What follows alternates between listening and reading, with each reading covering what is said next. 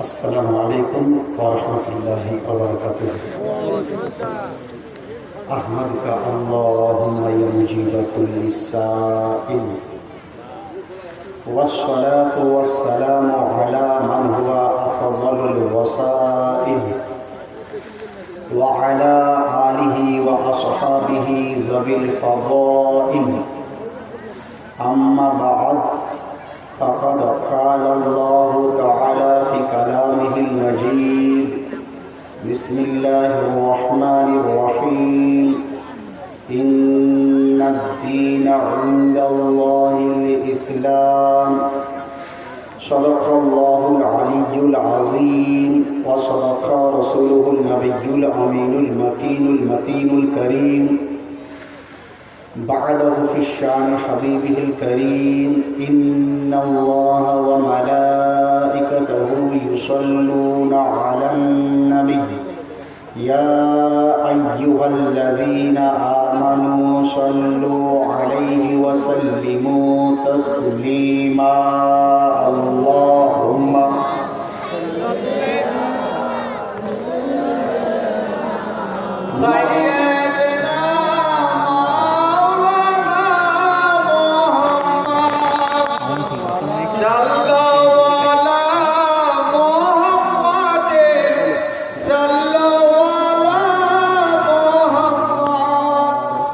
सल्लल्लाहु तआला अलैहि वसल्लम मौला यसल्ली वसल्लिम दाइमन अबदा रब्बी सल्ली वसल्लिम दाइमन अबदा अला हबीबिका खैरिल खल्क़ि कुल्लिहिम या अक्रमल खल्क़ि माली मन अलूबु बिही सिवाक इंद हुलूलिल हादिसिल अममी मौला यसल्ली वसल्लिम दाइमन अबदा अला हबीबिका खैरिल खल्क़ि कुल्लिहिम या रब्बी बिल मुस्तफ़ा बल्लिग़ मक़ासिदना या रब्बी बिल मुस्तफ़ा बल्लिग़ मक़ासिदना वग़फ़िर लना मा मज़ा या वसीअल करमी रब्बी सल्ली वसल्लिम दाइमन अबदा अला हबीबिका खैरिल खल्क़ि कुल्लिहिम।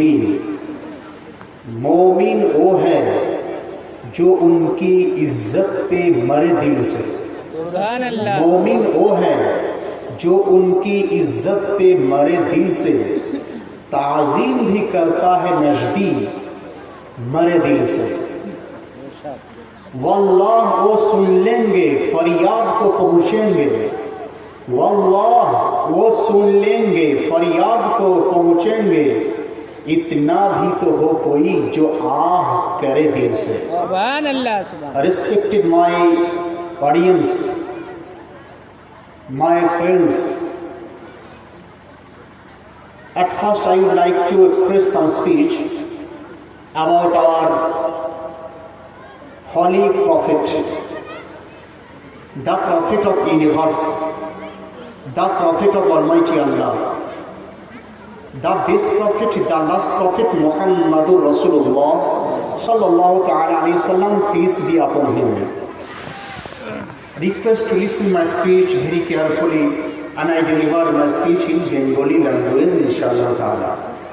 শ্রদ্ধেয় আজকের জলসার মনোনীত সভাপতি মহাশয়, স্টেজের উপর উপস্থিত নক্ষত্র সদৃশ্য ওলামায়ে আহলে সুন্নাহ ওয়াল জামাত, আমার সম্মুখে উপবিষ্ট রসুল প্রেমিক, আহলে সুন্নাতুল জামাত প্রেমিক, আহলে সুন্নাতুল জামাতপন্থী ভাইরা, কাকারা, চাচারা, বাবারা, মায়েরা, বোনেরা, সর্বপ্রথম প্রশংসা মহান রব্বুল আলামিনের জন্য, যিনি আমাদেরকে আজ এই গ্রামে রসুল পাক সাহেবে লাওলাকে নায়েবদের দ্বারা ওয়াজ নসিহত শ্রবণ করার তৌফিক দান করেছেন, বলুন আল্লাহুম্মা আমিন।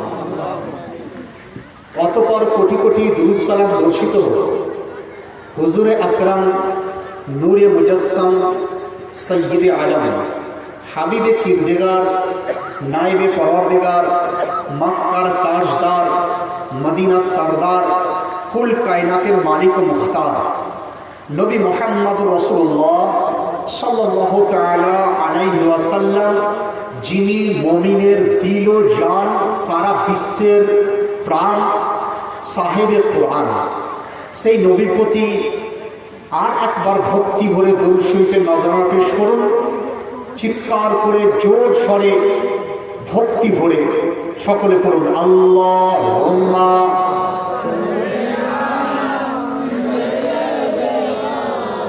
মাওলানা মুহাম্মদ ওয়া আলা আলি সাইয়্যিদিনা মাওলানা মুহাম্মদ সাল্লু আলা মুহাম্মাদিন সাল্লাল্লাহু মুহাম্মদ হর दम ज़बान से निकालो पाक नबी मोहम्मद, हर दम ज़बान से निकालो साफियाना मुहम्मद সাল্লাল্লাহু তাআলা আলাইহি ওয়াসাল্লাম। আপনাদের এলাকা যেহেতু শ্রবণ পাগল, কয়েকজন বক্তার বক্তব্য শুনলাম যে ওনারা বেশ সুর করে নাচ গজল শোনালেন, তো আমিও আমার নিজের লিখিত দুটি ছন্দ বুঝলেন হামদে বাড়ি পড়ে শোনাবো, আপনারা শুনবেন, তারপর আমার বক্তব্য ইনশাল্লাহ আস্তে আস্তে আমি শুরুর দিকে নিয়ে যাব। একটু যেখানে ভালো লাগবে বাংলা ভাষায়, কোনো উর্দু দিকে আমি যাচ্ছি না এখন। আর হামদে বাড়ি রব্বুল আলামিনের প্রশংসা শুধু আপনি কেন, সারা বিশ্বের সমস্ত মখলুকাত তারা করে থাকে। অতএব রব্বুল আলামিনের প্রশংসা হবে আর মুমিন চুপ থাকবে, এটা কখনো হতে পারে না।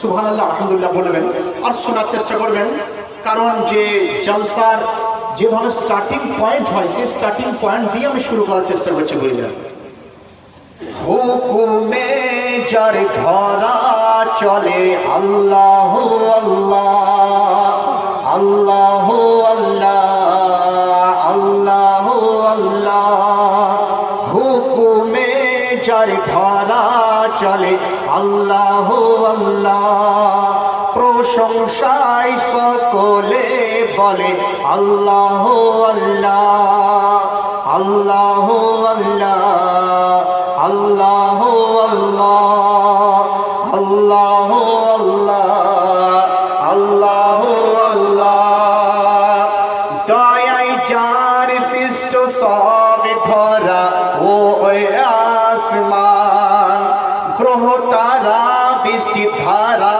সবই যে তার দান, তিনি মোদের সৃষ্টিকর্তা খোদা মহান, তিনি মোদের সৃষ্টিকর্তা খোদা মহান, সৃষ্টির সব মখলুক বলে আল্লাহ আল্লাহ আল্লাহ আল্লাহ আল্লাহ আল্লাহ আল্লাহ। একবার আল্লাহ শব্দটা উচ্চারণ করলে অনেক নেকি পাওয়া যায়, বুঝলেন, আর বারবার করলে তার কোন সেই ধরনের মানে আপনার গণিত ব্যবহার হবে। অতএব আল্লাহ আল্লাহ বলুন, আপনারা ইনশাআল্লাহ দেখবেন খুব ভালো লাগবে আপনাদের। আল্লাহ আল্লাহ আল্লাহ আল্লাহ, হুকুমে যার ধরা চলে আল্লাহ আল্লাহ, প্রশংসায় সকলে বলে আল্লাহ আল্লাহ আল্লাহ আল্লাহ, শ্বাস প্রশ্বাস ও রুজির মালিক যিনি, অতি দয়ালু দাতা ও রহমান তিনি, শ্বাস প্রশ্বাস ও রুজির মালিক যিনি, অতি দয়ালু দাতা ও রহমান তিনি, জন্ম মৃত্যু তার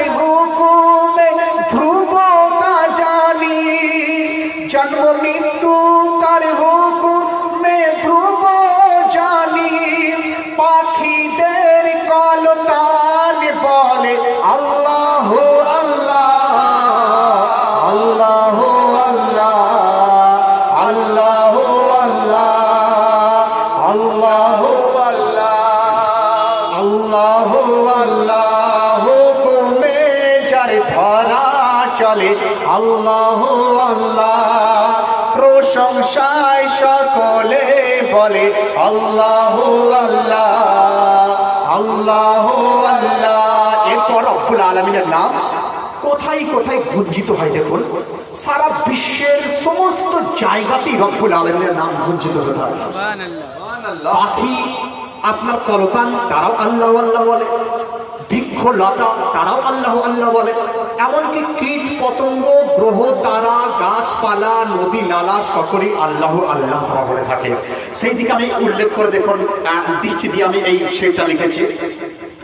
হুকুমের বিশ্বসী ওই গগনে ঘোরে, হুকুমের বিশ্বসী ওই গগনে ঘোরে, দিবানিশি তারকারাজি মিট মিট করে, গুঞ্জিত হয় নাম যার আরশের পরে, হুকুমেতে রবিশোষী ওই গগনে ঘোরে, দিবানিশি তারকা রাজি মিট মিট করে, সকলে এক সারে বলে আল্লাহ আল্লাহ আল্লাহ আল্লাহ আল্লাহ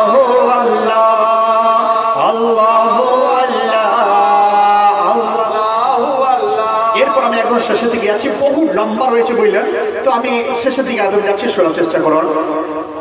পেয়েছি প্রিয় নবী মোরা রবের দয়ায়, পেয়েছি প্রিয় নবী মোরা রবের দয়ায়, রয়েছে হৃদয়ে জানতারি সাহারায়, খোদার পানি যিনি শোনান এই ধরায়, ছড়ান জিকির আসমানের তলে আল্লাহ আল্লাহ আল্লাহ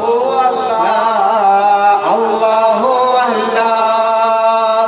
মিনতি খোদা বাঁচাও সবে নবীর ওসিলায়, মিনতি খোদা বাঁচাই মোদের নবীর ওসিলায়, তার মতো দয়ার ভান্ডার আর জগতে কেউ নাই, সুখ বিপদে দাও আরিফ আকারি দোহাই, নবীর চর্চা হলো আসলে আল্লাহ আল্লাহ আল্লাহ আল্লাহ আল্লাহ আল্লাহ। হুকুমে যার ধরা চলে আল্লাহ আল্লাহ, প্রশংসায় সকলে বলে আল্লাহ আল্লাহ আল্লাহ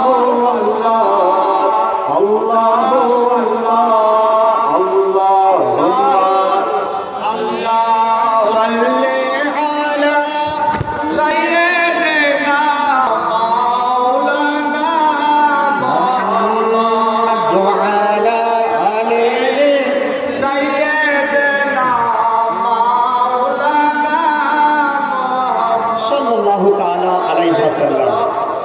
আমি যখনই আপনাদের গ্রামেতে এলাম, আসার পরে হাফিজ গোলাম মুস্তাফা সাহেবকে দেখে আমি খুবই আশ্চর্য বোধ করলাম এবং অন্তরে খুশিও হলাম, আর লোকের সামনে এলানও করলাম।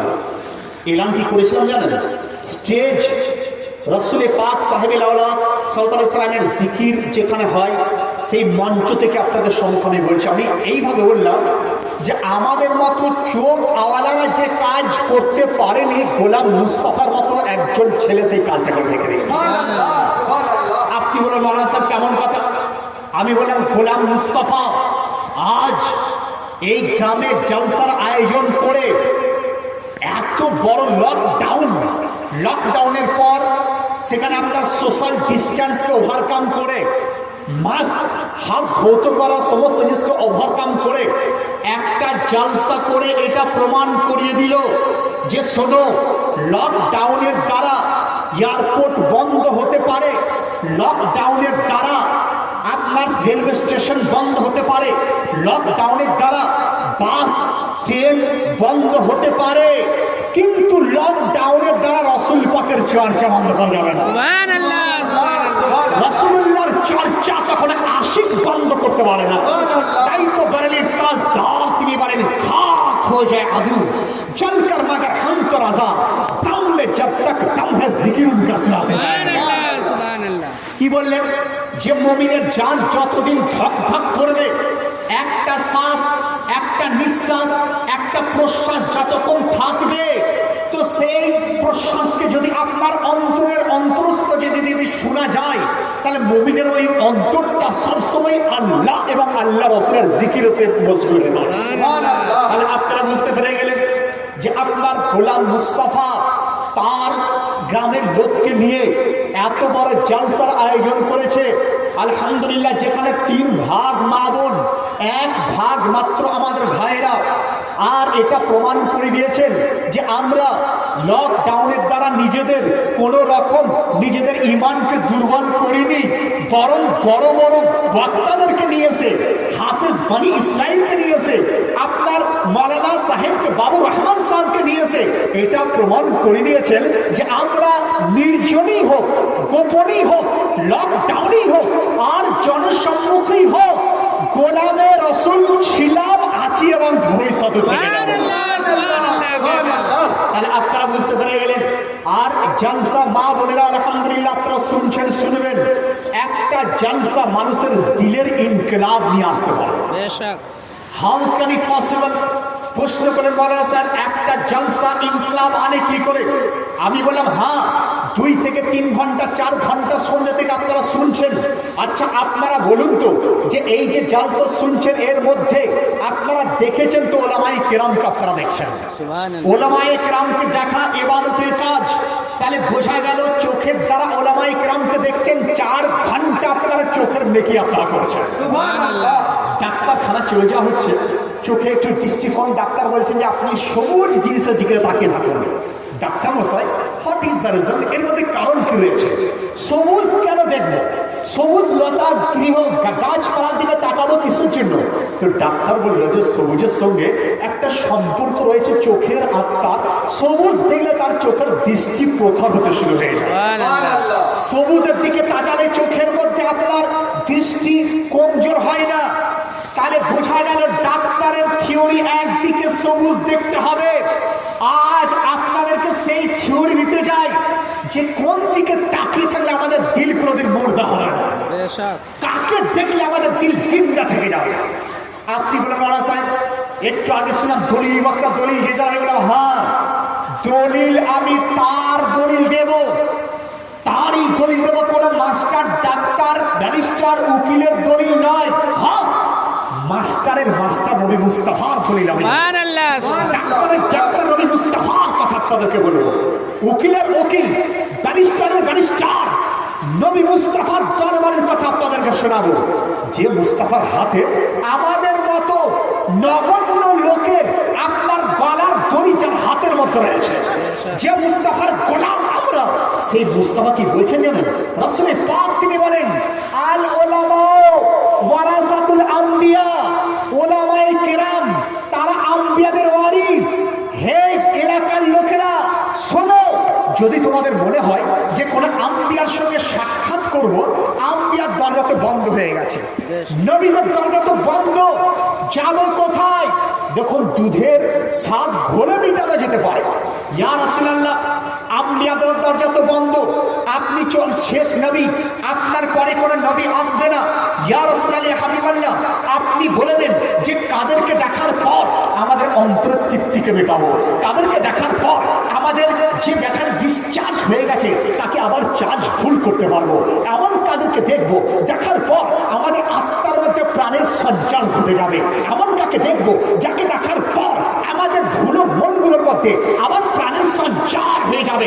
রাসূলে পাক তিনি বলেন, আল উলামা ওয়ারাসাতুল আম্বিয়া, হে এই গ্রামবাসী আপনারাও শুনুন, আমার মুস্তাফা তিনি বলেন যে আম্বিয়াদেরকে যদি দেখতে চাও, আম্বিয়াদের কাছে যদি যেতে চাও, তাহলে আম্বিয়াদেরকে তো অরিজিনাল দেখতে পাবে না, হ্যাঁ তাদের নায়েব আলিমদের আলিমের দরবারে চলে যাও, আলিমকে দেখা হলো মানে তার মাধ্যমে একজন আপনার আম্বিয়াকে তোমরা দেখার নাকি তোমরা পেয়ে যাবে। আলিমের দরবারে যাওয়ার মানে একজন আলিমের ওয়ারিসের কাছে তুমি চলে গেলে, আম্বিয়ার ওয়ারিসের কাছে চলে গেলে। তাহলে বোঝা গেল যে যদি আজকের দিনে কেউ বলেন যে মাওলানা সাহেব আমার চোখের দ্বারা সর্বদা নেকি আমি করতে চাই, তাহলে করব কি? প্রশ্নটার অ্যান্সার আমাকে জিজ্ঞাসা করার পূর্বে হাফেজ গোলাম মুস্তাফাকেও যদি জিজ্ঞাসা করতেন তো তিনি বলতেন যে এর একটাই ফর্মুলা, অনলি ওয়ান ফর্মুলা। হাফেজ সাহেব বলে দেন হোয়াট ইজ দিস ফর্মুলা? এটি এমন কি ফর্মুলা যে যার দ্বারা আপনি আমাদেরকে বোঝাতে চাইছেন যে মানে আমাদের 4 ঘন্টা 5 ঘন্টা নেকির কাজ করতে চাই। তো হাফেজ গোলাম মুস্তাফা, হাফেজ বনি ইসরাইল সাহেব তিনি বলছেন আর কিচ্ছু নাই, জালসার আয়োজন করে দাও, সেই নেকির স্বাদ তোমরা পেয়ে যাবে। তাহলে আজকে পেয়ে গেলেন হোয়াট ইজ দ্য ইম্পর্টেন্স, আপনার ইসলামিক জলসার গুরুত্ব কতটা, মহত্ব কতটা। আমি তো ধন্যবাদ জানাই সেই কমিটিকে, যে কমিটি আপনার অনেক মেহনত করে গত বছর থেকে আমার সঙ্গে লেগে আছেন বললেন একদম ফোনে আমার কাছে ডেট নেওয়া, আমার কাছে তারিখ নেওয়া। আমি এত মানে আপনার নিজের কথা বেশি আমি বলতে চাই না। আগামীকাল এখান থেকে যাওয়ার পরেই আপনার কলকাতা এয়ারপোর্টে কাল 11টা আমার ফ্লাইট, আসামের শিলচরে আপনার ওই এলাকাতে আমার বিরাট প্রোগ্রাম রয়েছে বললেন আলহামদুলিল্লাহ। তো উনি লেগে রয়েছেন যে মাওলানা সাহেব যাই হোক না হোক আপনার মুখ দ্বারা কিছু সুন্নি জামাতের আপনার মুখের দ্বারা রাসূলে পাক সাহেবে লাউলাকে কিছু বাণীকে আমরা শুনতে চাই। আপনি যে ডেট দেবেন সেই ডেট আমি কবুল করতে চাই। আলহামদুলিল্লাহ তিনি আমার সঙ্গে লেগেছিলেন এবং সেই ডেটকে তারা পেয়ে গেছেন। অতএব ডেট যখন পেয়েছেন ঘাবড়াবেন না, উঠবাস করবেন না, শোনার চেষ্টা করো। আমি কিন্তু আপডেট কিছু কথার দিকে আপনাদেরকে নিয়ে যাব। আমার বক্তব্য অনেকে আবার বুঝতে পারে না বুঝলেন, তার জন্য আমি আগেই ক্ষমা চাইছি যে যারা বুঝতে পারবেন না তারা কোনো রকম সমালোচনা এটা করবেন না যে উনি কি বললেন বুঝতে পারলাম না। বারবার শুনবেন, আপনি দরকার হয় রেকর্ড করে শুনবেন, ইনশাআল্লাহ দেখবেন আপনার অনেক মানে মূল্যবান তথ্য আপনারা কিন্তু এই জলসা থেকে আপনারা পেতে পারেন। একটা জলসা জিন্দগি পরিবর্তন করে দেয়, কিভাবে করতে পারে, হাউ ক্যান ইট পসিবল? জিজ্ঞাসা করা হয়েছিল। কিতাব লিখছেন আল্লামা মুহাদ্দিস দেহলভী রহমাতুল্লাহ আলাইহি, কিতাবের নাম উসওয়াতুস সালেহিন। তার 4 পাতায় উল্লেখ করছেন যে একটা জলসা কি করে জিন্দগি পরিবর্তন করতে পারে। তো তিনি মুহাদ্দিস দেহলভী রহমাতুল্লাহ আলাইহি যার সম্বন্ধে প্রত্যেকটি ফিরকার লোকেরাই মাথা নত করে ওনাকে মেনে নিয়েছে, প্রত্যেকটি ফিরকা তারা ইমাম মুহাদ্দিসে হক দেহলভী রহমাতুল্লাহ আলাইহির কথাকে মেনে নিয়েছে। কারণ ভারতের মধ্যে সর্বপ্রথম যে মুহাদ্দিস, প্রথম সারির মুহাদ্দিসের মধ্যে তিনি একজন তিনি ছিলেন। আচ্ছা মুহাদ্দিস কাকে বলে একটু বলে দিই, what is the define of মুহাদ্দিস? কারণ যদি আপনাকে বলি যে FRCS MBBS তাহলে অনেক ছেলে বুঝতে পারবেন যে MBBS মানে কি, যে জয়েন্ট পরীক্ষা দাও, জয়েন্টে পাস করার পর যে ডাক্তারি কোর্স 5 বছরে করতে হয় MBBS। FRCS কাকে বলা হয়? MBBS after completing the MBBS complete করার পর আপনি লন্ডন কিংবা আমেরিকা চলে গেলেন, সেখান থেকে যাওয়ার পর যে ডিগ্রিটাকে FRCS বলা হয়। তাহলে আমার বাড়ির ছেলে MBBS সম্বন্ধে জানে, আমার বাড়ির ছেলে FRCS সম্বন্ধে জানে, কিন্তু আমার বাড়ির ছেলেরা মুহাদ্দিস সম্বন্ধে অত জ্ঞাত নয়। What is the define of মুহাদ্দিস? সে ইগনোরেন্ট, সে জানে না। একটু বলার চেষ্টা করি, মুহাদ্দিস তাদেরকে বলা হয় যারা হাদিসে মুস্তাফাকে নিয়ে নিজেদের জীবনকে একদম পুরো জিন্দগিকে যারা শেষ করে দিয়েছেন, পুরো জিন্দগিকে যারা লাগিয়েছেন রাসূল পাকের হাদিসকে গবেষণার জন্য, তাদেরকে মুহাদ্দিস বলা হয়। আমাদের এখন গোটা ভারতের মধ্যে মুহাদ্দিসে কবির আল্লামা জিয়াউল মুস্তাফা সাহাব 95 বছর পার হয়ে গেল, মানে 100 ছুঁই। তিনি হচ্ছে মুহাদ্দিসে কবির, ওনাকে বলা হয়। তাহলে মুহাদ্দিসের সংজ্ঞাটা পেয়ে গেলেন। তো সেই ধরনের বড় মুহাদ্দিস সর্বপ্রথম ভারতের প্রথম সারির মুহাদ্দিস আল্লামা মুহাদ্দিসে দেহলভী রহমাতুল্লাহ আলাইহি। যে মুহাদ্দিসে দেহলভী রহমাতুল্লাহ আলাইহি তিনি বলেন যে তোমরা বেশি বেশি রাসূলের উপর দরুদ পড়ো। তো ওনাকে জিজ্ঞাসা করা হলো, হুজুর বেশি দরুদ পড়ে ফায়দা কি হবে, ফায়দা কি হবে? তো মুহাদ্দিসে দেহলভী রহমাতুল্লাহ আলাইহি তিনি বলেছিলেন যে তোমার 100 বার দরুদ তুমি পড়ছো, যদি একবার দরুদ রাসূলের দরবারে কবুল হয়ে যায় তোমার জিন্দেগি সাকসেস হয়ে যাবে। সারা জিন্দেগির সেজদা সাকসেস হয়ে যাবে, সারা জিন্দেগির ইবাদত রোজা তোমার সাকসেসফুল হয়ে যাবে। তাহলে দরুদ বেশি পড়তে বলছেন, যে দরুদ যত বেশি পড়বে, যদি একবার যদি কবুল হয়ে যায় রসুলের পাক যদি একবার নিজেকে তোমাকে রসুল পাক নিজের গোলামের মধ্যে যদি কবুল করে নেন, তোমার পুরো জিন্দগির মেহনত সাকসেসফুল হয়ে যাবে। জিন্দগির পুরো আপনার নামাজ, রোজা, হজ, যাকাত, তাসবিহ তাহলিল সব সাকসেসফুল হয়ে যাবে। তো সেই মুহাদ্দিসে দেহলেভী রাহমাতুল্লাহ আলাইহি তিনি বলেন যে জালসা কেমন জিন্দগি পরিবর্তন করতে পারে দেখুন। আজ ভাইরা অনেক অভিজ্ঞতা আপনাদের হয়েছে লকডাউনের সময়। কি অভিজ্ঞতা? আজকে আপনার করোনা কোভিড-19, তার মধ্যে আপনার ভাইরাসের বিভিন্ন ধরনের মানে আজকে টিকা এসেছে, কিন্তু টিকা আসার পরেও অনেক ডাক্তার আপনার যারা গবেষক তারাও বলছে যে কিন্তু আমরা স্যাটিসফাইড নই, যে এই টিকা নেওয়ার পর যে রোগটা হবে না আমরা কিন্তু এখনো স্যাটিসফাইড নই। তাহলে আপনি বলুন যে বৈজ্ঞানিকদের এটা গর্ব ছিল, বৈজ্ঞানিক গর্ব এটাই করতো যে বিজ্ঞান কি না পারে না। আপনার ছেলেরা আমাকে বলতে বলবি স্যার তোমরা কি করছো, বিজ্ঞান কি না পারে না, বিজ্ঞান কি না পারে না। আজকে প্রমাণ হয়ে গেল যে অনেক জিনিস আছে যেগুলো বিজ্ঞান পারে না, বিজ্ঞান পারে না। আমেরিকার বৈজ্ঞানিকরা মাথায় হাত দিয়ে চুপচাপ করোনার ভাইরাসের কোন রকম আপনার নির্মূলের সূত্র বের করতে পারে না। লন্ডনের আপনার বড় বড় বৈজ্ঞানিকরা তারা মাথায় হাত দিয়ে চুপচাপ কোন রকম মেডিসিন আনতে পারে না। এর দ্বারা প্রমাণ হলো बंदे के चाहने से कुछ नहीं होता है, वही होता है जो मंजूर खुदा। বোঝা গেল যে আপনার আমার বৈজ্ঞানিক মাস্টার ডাক্তারের চাওয়াতে সব কিছু হয় না, সেটাই হয় যেটা রব্বুল আলামিন তিনি চেয়ে থাকেন, রব্বুল আলামিন চেয়ে থাকেন। আপনি বলবেন আচ্ছা তাহলে what is the reason of this virus, এই ভাইরাসের কারণটা কি? What is the reason of COVID-19, COVID-19 এর আপনার কারণটা কি? আমি আপনাদের সম্মুখে যে আপনি ভাববেন না যে শুধু ফেকছেন, না না, দলিল সহকারে আমি এগিয়ে যাওয়ার চেষ্টা করব। আমি বলছি এরপর শোনার চেষ্টা করুন। ইসলামিক আলোকে কোভিড-19 এর কারণটা কি, যেটা আমাদের ওলামায়ে কেরাম গবেষণা করার পর যে জায়গাতে আমরা এসেছি, যে কারণটা আমরা বের করেছি। আপডেট ওয়াজ আপনারা শুনছেন, অনেক ওয়াজ আপনারা শুনেছেন, একটু আমাকেও শোনার চেষ্টা করুন, কারণ এই ওয়াজ আগামী বার হয়তো অন্য কোনো জায়গাতে জালসা আসলো, ম্যাটার ঘুরে যেতেও পারে, কারণ একই ম্যাটার সব জায়গায় ওয়াজ করা হয় না। তাহলে হোয়াট ইজ দ্য রিজন, কারণটা কি, পয়েন্ট, এই পয়েন্টের উপরে কিছুক্ষণ আপনাদেরকে নিয়ে যাওয়ার চেষ্টা করব।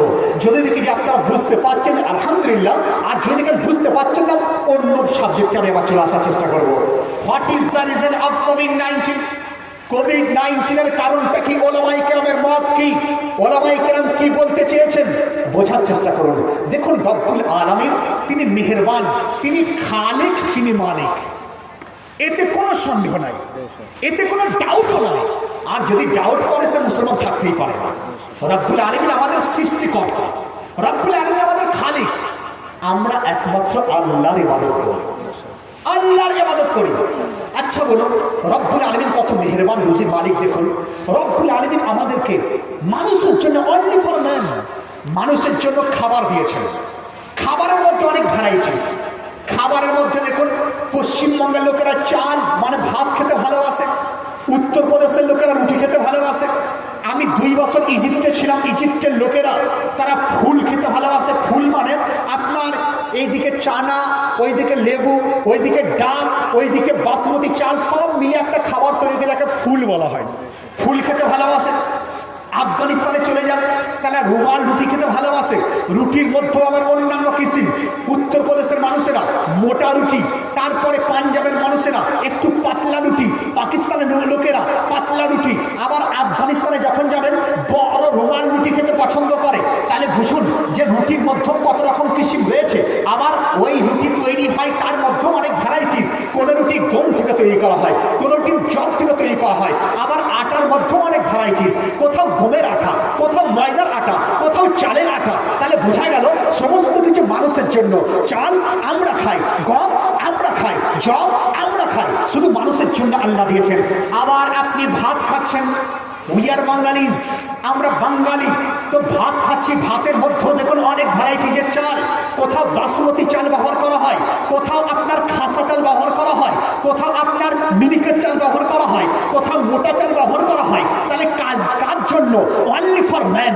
মোটা চাল আমাদের জন্য, বাসমতি আমাদের জন্য, মিনিকেট আমাদের আমাদের জন্য তাহলে চালের ভ্যারাইটিস, চালের সঙ্গে শুধু ভাত খাওয়া যায় না, তার জন্য রব্বুল আলামিন সবজি দিয়ে দিলেন, সবজির মধ্যেও ভ্যারাইটিস, কোথাও আপনার শাক দিয়ে দিলেন, শাকের মধ্যেও আপনার ভ্যারাইটিস, কোথাও পালং শাক, কোথাও মূলো শাক, কোথাও ভেন্ডি ইত্যাদি ইত্যাদি বিভিন্ন ফল মানে আপনার সবজির মধ্যে রব্বুল আলামিন দিয়ে দিলেন। তাহলে ভেন্ডি খাই আমরা, ভেন্ডি আপনার বেগুন আমরা খাই, টমেটো আমরা খাই। রব্বুল আলামিন শুধু মানুষের জন্য দিলেন, অনলি ফর ম্যান। কারণ জিন তারা কিন্তু ভেন্ডি আর মূলো তারা খায় না, আর আল্লাহর নুরি মাখলুক ফেরেশতা তারাও কিন্তু এগুলো ভক্ষণ করে না, তাদের ভক্ষণ করার প্রয়োজন হয় না। তাহলে আমাদের জন্য রব্বুল আলামিন এত ভ্যারাইটির শাক দিয়ে দিলেন। আমরা শুধু শাক নয়, মাঝে মধ্যে আবার মাংস গোশত খেতে ভালোবাসি, তার জন্য কোথাও আপনার গরুর গোশত, কোথাও ছাগলের গোশত, মিশরে ছিলাম উটের গোশত, দুম্বার গোশত, ভেড়ার গোশত, আপনার মুরগির গোশত, চিকেন, মটন, বিফ ইত্যাদি ইত্যাদি মাংসের মধ্যে ভ্যারাইটিস। তাহলে শুধু মানুষের মধ্যে জন্য এইগুলো করা হয়েছে। আবার অনেক সময় শুধু ভাত চাল নয়, আপনি চাইছেন কিছু ফল খেতে, রব্বুল আলামিন আমাদের জন্য শুধু মানুষের জন্য তিনি আপনার ফলের কিসিম দিলেন, আপেল যেমন দিলেন মানুষের জন্য, লেবু দিলেন মানুষের জন্য, আপনার টক ফল দিলেন মানুষের জন্য, মিষ্টি ফল দিলেন মানুষের জন্য, অনলি ফর ম্যান। আর আমাদের কাছে চাইলেন শুধু একটা জিনিস, সবই মানুষের জন্য, সবই সারা বিশ্বের মানুষের জন্য। রব্বুল আলামিন খাওয়া থেকে পবিত্র, তিনি খান না, ফেরেশতারাও খাওয়া থেকে পবিত্র, তারা খান না। তাহলে আমাদের জন্য দিলেন, আমাদের কাছে একটা জিনিস তিনি চাইলেন। কি চাইলেন? লাকাদ খালাকতুল জিন্না ওয়াল ইনসা ইল্লা লিয়াবুদুন। মানুষের কাছে চাইলেন যে মানুষ যেন তার পেশানির সিজদাটা রব্বুল আলামিনের দরবারে করে, রব্বুল আলামিনের দরবারে করে থাকে। তাহলে বুঝুন সারা বিশ্বের খাবার ইয়া রাসূলুল্লাহ জিন্দাবাদ জিন্দাবাদ জিন্দাবাদ। সারা বিশ্বের সমস্ত রকম জিনিস আমাদের জন্য, আর আমাদের কাছে চাইলেন শুধু আমাদের সিজদাটা হবে রব্বুল আলামিনের জন্য। কিন্তু আপনি আপনার উদ্দেশ্য থেকে ভুলে গেছেন। কত নেমক খারাপ আমরা। আল্লাহ রব্বুল আলামিনের দোয়া চাল আমরা ভোগ করি, রব্বুল আলামিনের দোয়া ডাল আমরা খাই, রব্বুল আলামিনের দোয়া ফল আমরা ভক্ষণ করি, রব্বুল আলামিনের দোয়া ভ্যারাইটিজের শাক আমরা ভক্ষণ করি, কিন্তু সিজদা করতে আমরা রব্বুল আলামিনের দরবারে যাই না, রব্বুল আলামিনের কাছে যাই না। রব্বুল আলামিন বলে শোন, এর জন্য সামান্য নিশানি তিনি পাঠিয়ে দিলেন, করোনা ভাইরাস তিনি পাঠিয়ে দিলেন, সারা বিশ্বকে দেখে দিলেন যে শোনো, তোমরা যখন বেপরোয়া হয়ে যাও, এমন একটা ভাইরাস, যে ভাইরাসের রোগ মানুষ খুঁজে পাওয়া যায় না, সেই ধরনের ভাইরাস রব্বুল আলামিন তিনি আমাদের সম্মুখে দিয়ে দিলেন। তাই তো বোঝা গেল যে মুসলমান ঘাবড়ানোর প্রয়োজন কিচ্ছু নাই। নিজের রবকে জানুন, রবের সামনে সিজদা করুন, নিজের কপাল রব্বুল আলামিনের দরবারে ঝুঁকিয়ে দেন, দেখবেন আপনি লাইফে সাকসেসফুল আপনি হয়ে যাবেন। দরুদ শরীফ পড়ুন, আল্লাহুম্মা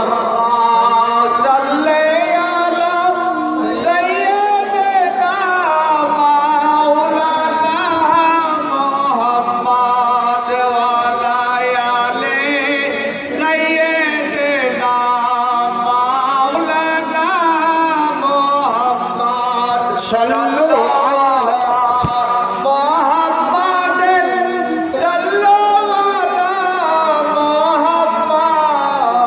صلوا على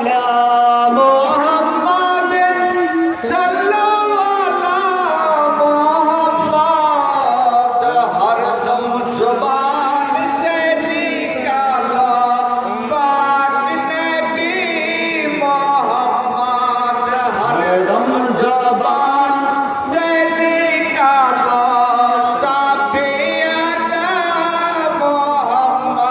সাল্লাল্লাহু তাআলা সাল্লাম।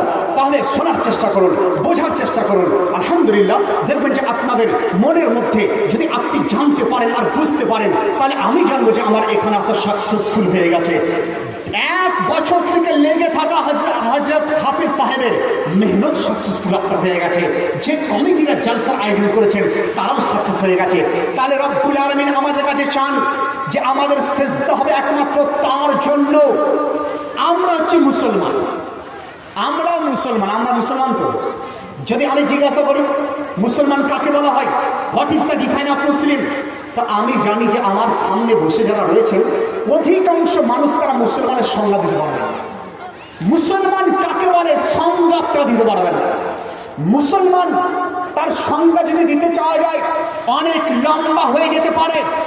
একটা জিনিস বোঝার চেষ্টা করুন, যদি বুঝতে পারেন যে মুসলমান কাকে বলে আর মুসলমানের ডিউটি কি, যদি বুঝতে পেরে যান তাহলে আপনাদের জলসাতে আসাও সাকসেসফুল হয়ে যাবে। মুসলমানের ডিউটিস কি? অনেক জলসা শুনেছি মাওলানা সাহেব, বক্তাদেরকে আপনারা বিষয় দেন না, যে কারণে তারা একই বিষয় সম্বন্ধে একই বক্তব্য বারবার শোনানোর চেষ্টা করেন। বিষয় দিয়ে দেন মাওলানা সাহেব, আজকে এই বিষয় ওয়াজ করুন, আজকে এই বিষয় ওয়াজ করুন, আজকে এই বিষয় ওয়াজ করুন। দেখুন, যদি আপনি সারা জিন্দগি যদি একটা জিনিস সম্বন্ধে শোনেন, আর ইসলাম হচ্ছে এমন একটা ধর্ম যে যার একদম শুরু থেকে শেষ পর্যন্ত আপনার শিক্ষার শেষ থাকে না। ইসলাম ধর্ম মিনাল মাহাদাইনাল লাহাদ, রাসূল পাক তিনি বলেছেন উতলুল ইলমা, তোমরা জ্ঞান অর্জন করো। কোনখান থেকে? মায়ের কোল থেকে নিয়ে একদম কবরের কোলের যাওয়া পর্যন্ত তোমরা জ্ঞান অর্জন করো। তাহলে জ্ঞান অর্জন করার কথা ফার্স্ট টু লাস্ট, প্রথম থেকে শেষ, আপনার স্টার্টিং পয়েন্ট থেকে নিয়ে একদম লাস্ট পয়েন্ট পর্যন্ত। আচ্ছা, আপনি বলে সারা জিন্দগি যদি ওই একটা কথাই শুনলেন আর জলসা হলো চলে গেলেন, তাহলে আপনি কি বুঝতে পারেন যে ইসলাম কাকে বলে? আপনি কি বুঝতে পারবেন যে ইসলামের কি কি কন্ডিশন রয়েছে? আপনি কি বুঝতে পারবেন যে প্রতিবেশীর প্রতি আমার কর্তব্য কি রয়েছে? আপনি কি বুঝতে পারবেন স্বামীর প্রতি স্ত্রীর কর্তব্য কি, স্ত্রীর প্রতি স্বামীর কর্তব্য কি? আপনি কি বুঝতে পারবেন পিতা মাতার প্রতি সন্তানের কর্তব্য কি? আপনি বুঝতে পারবেন ভাইয়ের প্রতি ভাইয়ের কর্তব্য কি? আপনি কি বুঝতে পারবেন মুসলমানের প্রতি মুসলমানের কর্তব্য কি? আপনি কি বুঝতে পারবেন বিধর্মীর প্রতি মুসলমানের কর্তব্য কি? আপনি কি বুঝতে পারবেন যে মায়ের প্রতি আপনার বেটার কর্তব্য কি? আপনি কি বুঝতে পারবেন যে আপনার মাবুদের জন্য কি কি করণীয়? আপনি কি বুঝতে পারবেন যে আপনার কি করণীয় রয়েছে? হ্যাঁ হ্যাঁ, আপনারা এইভাবে জলসা করুন, একটা জলসায় 2-3টে বক্তাকে নিয়ে আসুন, 3-4টে বিষয়কে এই বছর জেনে যান, আগামী বছর আবার অন্য বিষয় দিয়ে দেন, তারপরে বছর আবার অন্য বিষয় দিয়ে দেন। দেখবেন যে আপনার মোটামুটি কমপ্লিটভাবে প্রাথমিক বিষয়গুলো আপনার কভার বাজার হয়ে যেতে পারে। কিন্তু যদি একই আপনি ওয়াজ শুনেন তাহলে কভার আপনার করা যেতে পারে না। ইসলাম কার নাম? Islam is the best religion of the world. সারা বিশ্বের সর্বশ্রেষ্ঠ ধর্মের নাম ইসলাম। আজ আপনাদের এই স্টার্টিং পয়েন্টটি আমি বলতে চাই যে ইসলাম কি আর একজন মুসলমানের কর্তব্য কি, ইসলাম সংজ্ঞা কি আর একজন মুসলমানের কি কর্তব্য হওয়া উচিত। মা বোনেরা ভাববেন না যে জলসা মানে শুধু ছেলেদের জন্য। আমি বললাম না, আপনাদের যেমন কর্তব্য ছেলেদের তেমন কর্তব্য, কিন্তু আমি আমার অভিজ্ঞতায় বলি যে একটা ছেলে জলসা শুনে অত মনে রাখতে পারে না যতটা আমার মা বোনেরা মনে রাখতে পারে। মা বোনেরা যতটা মনে রাখতে পারে। মা বোনেরা অনেকে ভাবে যে আমাদের জিন্দিগিতে এইভাবেই ঘর সংসার করব, ছেলে মানুষ করব, ডিউটি শেষ। মা বোনেরা, এটা কিন্তু জিন্দগি নয়, এটার নাম জিন্দগি নয়। যদি ওটাই হতো যে সংসার করলেন, ছেলে পুলে মানুষ করলেন, আপনি দুনিয়া থেকে চলে গেলেন, এটার নাম জিন্দগি, তাহলে একজন বিধর্মী তো সেই ধরনের জিন্দগি করে থাকে। তারাও দেখবেন যে তাদের আপনার ঘর সংসার করে, তাদের সন্তান সন্ততিকে মানুষ করে, তাহলে বোঝা গেল যে তাদের মতো আপনি নন, আপনার আলাদা ডিউটি রয়েছে। ছেলেরা যদি ভাবে যে আমাদের কর্তব্য এটাই, যেভাবে সংসারে আমরা রোজগার করব আর ঘরের মানে নিজের স্ত্রী নিজের সন্তান সন্ততিকে পালবো আর এইভাবে আমার ডিউটি করে চলে যাব, না না, এটার নাম কিন্তু মুসলমানের ডিউটি নয়। হ্যাঁ হ্যাঁ, একজন বিধর্মীতে ডিউটি করতে থাকে। তাহলে আসল ডিউটি কি? আজকে আপনাদের সম্মুখে বলতে চাই, রাসূল পাক তিনি ইরশাদ করছেন সাহাবীদের সামনে, আলা আদুল্লুকুম আলা আহলিল জান্নাহ, তোমরা কি জানতে চাও যে জান্নাতি কারা হবে? জান্নাতীদের পরিচয় কি? জান্নাতীদের পরিচয় কি? যদি তো সঙ্গে সঙ্গে সাহাবী রাসূলুল্লাহ বলেছেন, ইয়া রাসূলুল্লাহ আপনি বলে দেন যে জান্নাতি কাকে বলা হয়। এই প্রসঙ্গে কয়েকটা কথা আপনাদের সম্মুখে বলবো, বুঝলেন? আপনাদের মনে হবে যে আপনাদের ধারণা আলাদা আর ইসলামিক ল যেটা বলছে সেটা কিন্তু অন্য ধারণা। কিভাবে দেখুন, বোঝার চেষ্টা করুন। আপনাদের ধারণা দান করলে কমে যায়। এক নম্বর, আপনাদের ধারণা দান যদি করেন কমে যায়। আমার রাসূল পাক তার কথাই বলবে যে রাসূল পাক আমাদেরকে শিক্ষা দিয়েছেন। রাসূল পাক তিনি বলেন যে না না, দান করলে কমে না, বরং দান করলে সেটা বেড়ে যায়। আপনার মাথায় দেখুন আলাদা চিত্র যে দান করলে কমে যায়। গ্রামের ডাক্তার বলে দান করলে কমে যাবে, আপনার মা বোনেরা বলছে যে 100 টাকা দান করবো মাদ্রাসা মসজিদে, কমে যায়। আপনার এলাকার বড় বড় নেতারা বলে দান করলে কমে যায়। আমি বললাম নেতাদের কথা শুনবো না, ওই দাদার কথা শুনবো না, ওই মাস্টারের কথা শুনবো না, আমরা সেই মাস্টারের কথা শুনবো যার দরবারের গোলাম আমরা হয়েছে। সেই ডাক্তারের কথা শুনবো যার দরবার থেকে আমাদের রুহানি ট্রিটমেন্টটা হয়ে থাকে। রাসূলে কায়নাত তিনি বলেন দান করো, দান করলে কমে না, বরং দান করলে বেড়ে যায়। তাহলে ইসলামিক ফরমালা দান করলে বেড়ে যায়। রাসূলে পাক তিনি বলছেন যে as-সাদাকাতু তারুদ্দুল বালা, এমনকি দান করলে বেড়ে যায় তার সঙ্গে সমস্ত বালাও দূর হয়ে যায়। সমস্ত বালা দূর হয়ে যায়। মা বোনেরা শোনার চেষ্টা করুন কিভাবে, দেখুন একটা ঘটনা বলে দিই, তারপরে কিন্তু আমার বক্তব্য এইভাবে আমি স্টার্টিং করার চেষ্টা মানে চালু রাখার চেষ্টা করবো। আপনি বলুন দান করলে কমে যায় না বেড়ে যায়, একটু উদাহরণ দেন। আল্লাহর ওলির ঘটনা, একজন মা তিনি খুব গরিব মানুষ, দুদিন পর খাবার পেয়েছেন, দুদিন পর 3 দিন পর খাবার লোকমা মুখে তুলছেন। আর তখনকার দিনে বুঝলেন জঙ্গলের মধ্যে বাড়ি হতো, চারিদিকে বাঘ আর সিংহ আর আপনার শিয়ালের উৎপাত ছিল।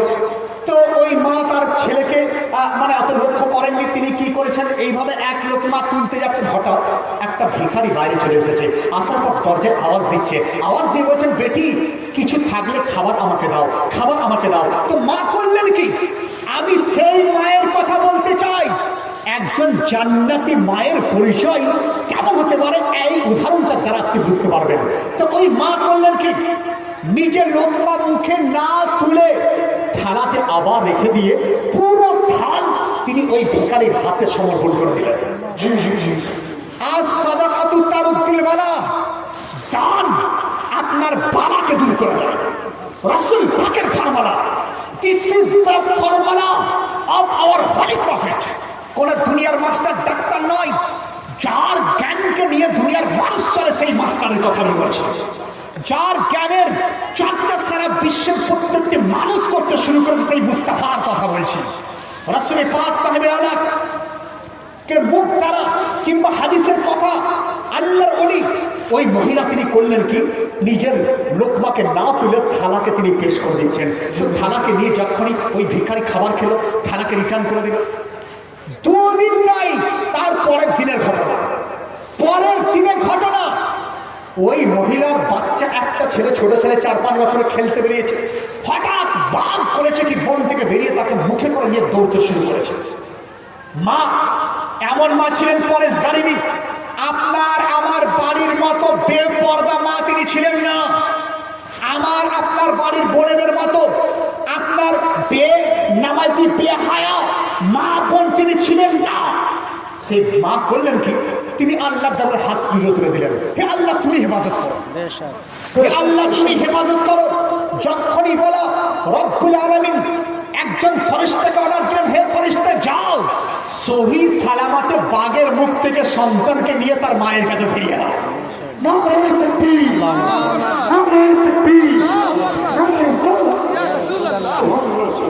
মায়ের মুখের কাছে ফিরিয়ে দাও। তো ওই আপনার করলেন কি, ওই ফেরেশতা বাচ্চাকে মুখ থেকে নিয়ে আপনার মায়ের কোলে ফিরিয়ে দিচ্ছেন। তো শুনলে মা জিজ্ঞাসা করছেন এটা হলো কি, এটা কারণটা কি, কিভাবে ঘটলো? যে কথাটা বলেছিলেন আলহামদুলিল্লাহ 100 কথার এক কথা, ফেরেশতা উত্তর দিয়েছিলেন দানের বদলে আল্লাহ দান দিয়ে দিয়েছেন। লোকমার পরিবর্তে তুমি যেমন তোমার মুখে লোকমাটা না তুলে যেমন থানায় রেখে দিয়েছিলে, রব্বুল আলামিনের দরবার থেকে অর্ডার হয়েছিল, বাঘের মুখে লোকমা চলে গিয়েছিল, সেই লোকমাকে বের করে আবার তোমার কোলের মধ্যে ফিরিয়ে দেওয়া হয়েছে। তাহলে বোঝা গেল যে ইসলামকে যদি আপনি জানতে না পারেন তাহলে আপনি বুঝবেন কি করে যে দান করলে কমে না, দান করলে বেড়ে যায়। আপনি এটা জানবেন কি করে? আলহামদুলিল্লাহ অনেক দলিল রয়েছে, একটা করে দেখি আপনাদের ধৈর্য কেমন থাকে আর আমি কেমন আপনাদের সম্মুখে মানে বলে যেতে পারি সেটা আমি চেষ্টা করব। ভক্তি করে মাঝে মাঝে দরুদ শরীফ করবেন, কারণ যেখানে দরুদ পড়া হয় রাসূল পাক তিনি বলেন যে সেই এলাকা থেকে একটা সুগন্ধ আসমানে উঠতে শুরু করে, আসমানে উঠতে শুরু করে।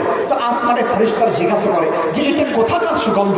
সঙ্গে সঙ্গে তারা বলে যে এটা ওই গ্রামের সুগন্ধ যেখানে রাসূল পাকের চর্চা করা হচ্ছে, রাসূলের নামে দরুদ পড়া হচ্ছে, সেই দরুদের স্বাদ চলে আসছে। রব্বুল আলামিন ফেরেশতাদের অর্ডার দেন, ও ফেরেশতারা যারা যারা দরুদ পড়েছে তাদের নামে ওই দরুদটা লিখে দাও, তাদের জন্য এই দরুদটা কবরে শান্তি প্রদান হয়ে যাবে, শান্তি প্রদান করবে। অতএব দরুদ শরীফ পড়ুন। আমি পয়েন্টের দিকে এগিয়ে যাই। আল্লাহুম্মা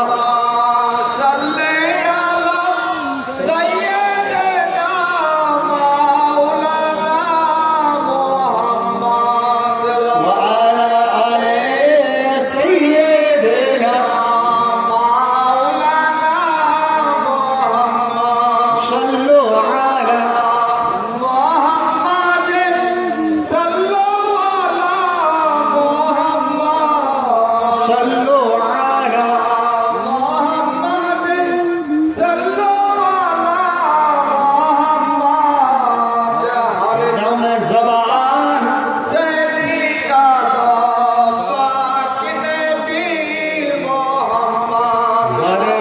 जबान से निकालो साफियाना मोहम्मद সাল্লাল্লাহু তাআলা সাল্লাম। তাহলে আমার বিষয় যে মুসলমান কাকে বলে আর মুসলমানের ডিউটি কি, মুসলমান কাকে বলে? যদি আপনি কোরআনকে জিজ্ঞাসা করেন, হে কোরআন তুমি বলে দাও what is the define of Muslim, তো সঙ্গে সঙ্গে কোরআন বলে দেয় যে মুসলমান কাকে বলে। শোনো, ইসলাম যারা ইসলাম গ্রহণ করে, ইসলামকে কবুল করে, তাকে মুসলমান বলা হয়। ইসলাম কি? তো কোরআন বলে ইন্না দীনা ইনদাল্লাহিল ইসলাম, Islam is the best religion of the world, সারা বিশ্বের সর্বশ্রেষ্ঠ ধর্ম ইসলাম ধর্ম। তাই ইসলাম ধর্ম মুসলমান কাকে বলে, ইসলাম ধর্ম কাকে বলে? দুটো ফর্মুলা শোনার চেষ্টা করুন। আগামী কাল যদি আপনাকে কেউ জিজ্ঞাসা করে, আগামী কাল কেন, আগামী পরশু কেন, 1 বছর পর যদি কেউ জিজ্ঞাসা করে মুসলমানের সংজ্ঞা কি, মুসলমান বলে কাকে, মুসলমানের ডিফাইন কি, তো উত্তর আপনারা দেবেন। আমার কাছে অনেক উত্তর রয়েছে, তার মধ্যে যেটা সহজ সেইভাবে কয়েকটা বলার চেষ্টা করি। মুসলমান কাকে বলা হয়, মুসলমান কাকে বলা হয়? তো ওলামায়ে কেরাম তারা উত্তর দিয়েছেন।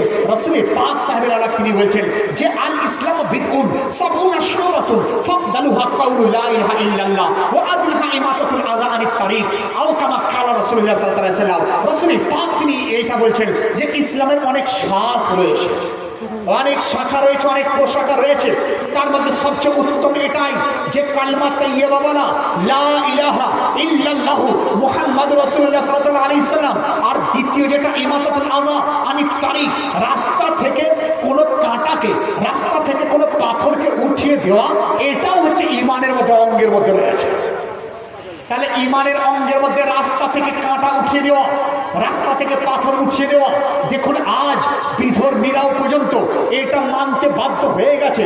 বিধর্মীরা তারা ভাবছে যে এই সূত্র আমরা আবিষ্কার করেছি, তারা ভাবছে এই সূত্র আমরা আবিষ্কার করেছি, কিন্তু প্র্যাকটিক্যালি যদি দেখা যায় তাহলে বোঝা যায় যে এই সূত্র তাদের আবিষ্কার করা নয়। যত উত্তম ধরনের সূত্র রয়েছে সমস্ত কিছুর আবিষ্কার কর্তা আমার নবী মুস্তাফা তিনি রয়েছেন, রাসূলের পাক তিনি আবিষ্কার করেছেন। উদাহরণ দিয়ে দিই, আপনি বলেন মৌলানা সাহেব কিভাবে? যত উত্তম কিছু রয়েছে তার সমস্ত আবিষ্কার কর্তা রাসূল আযম সাল্লাল্লাহু আলাইহি ওয়াসাল্লাম। আমি বললাম হ্যাঁ, আমরা তো সেই মুস্তাফার গোলাম রয়েছে, সেই মুস্তাফার গোলাম রয়েছে। দলিল তাজদার তিনি বলেন জানো দিল হোশ ও খিরত সব তো মদিনে পৌঁছে, তুম नहीं चलते राजा सारा तो सामान गया। রাসূল পাক সাল্লাল্লাহু আলাইহি ওয়াসাল্লাম তিনি বলেন যে জানো দিল সব রাসূলুল্লাহর জন্য কুরবান। আবার দলিল তাজদার তিনি বলেন যে শোনো শোনো, রাসূলের পাকের পরিচয়টা কেমন জানো? আল্লাহ কি सरतबा कदम शान है ये, इंसान हो इंसान है, इंसान हो ये। कुरान तो ईमान बताता है, ईमान ये उन्हें, ईमान ये कहता है मेरी जान है ये। বুঝা গেল যে আলা হযরত আজিমুল মারতাবা মুজাদ্দিদুল মিল্লাত তিনি বলেছিলেন যে সারা জিন্দেগির জন্য যদি আমাকে জিজ্ঞাসা করা হয় যে একটা ফর্মুলাই বলে দাও মুমিন কে, मुसलमान के, तो आला हजरत ने बच्चे मोमिन वो है जो उनकी इज्जत पे मरे दिल से।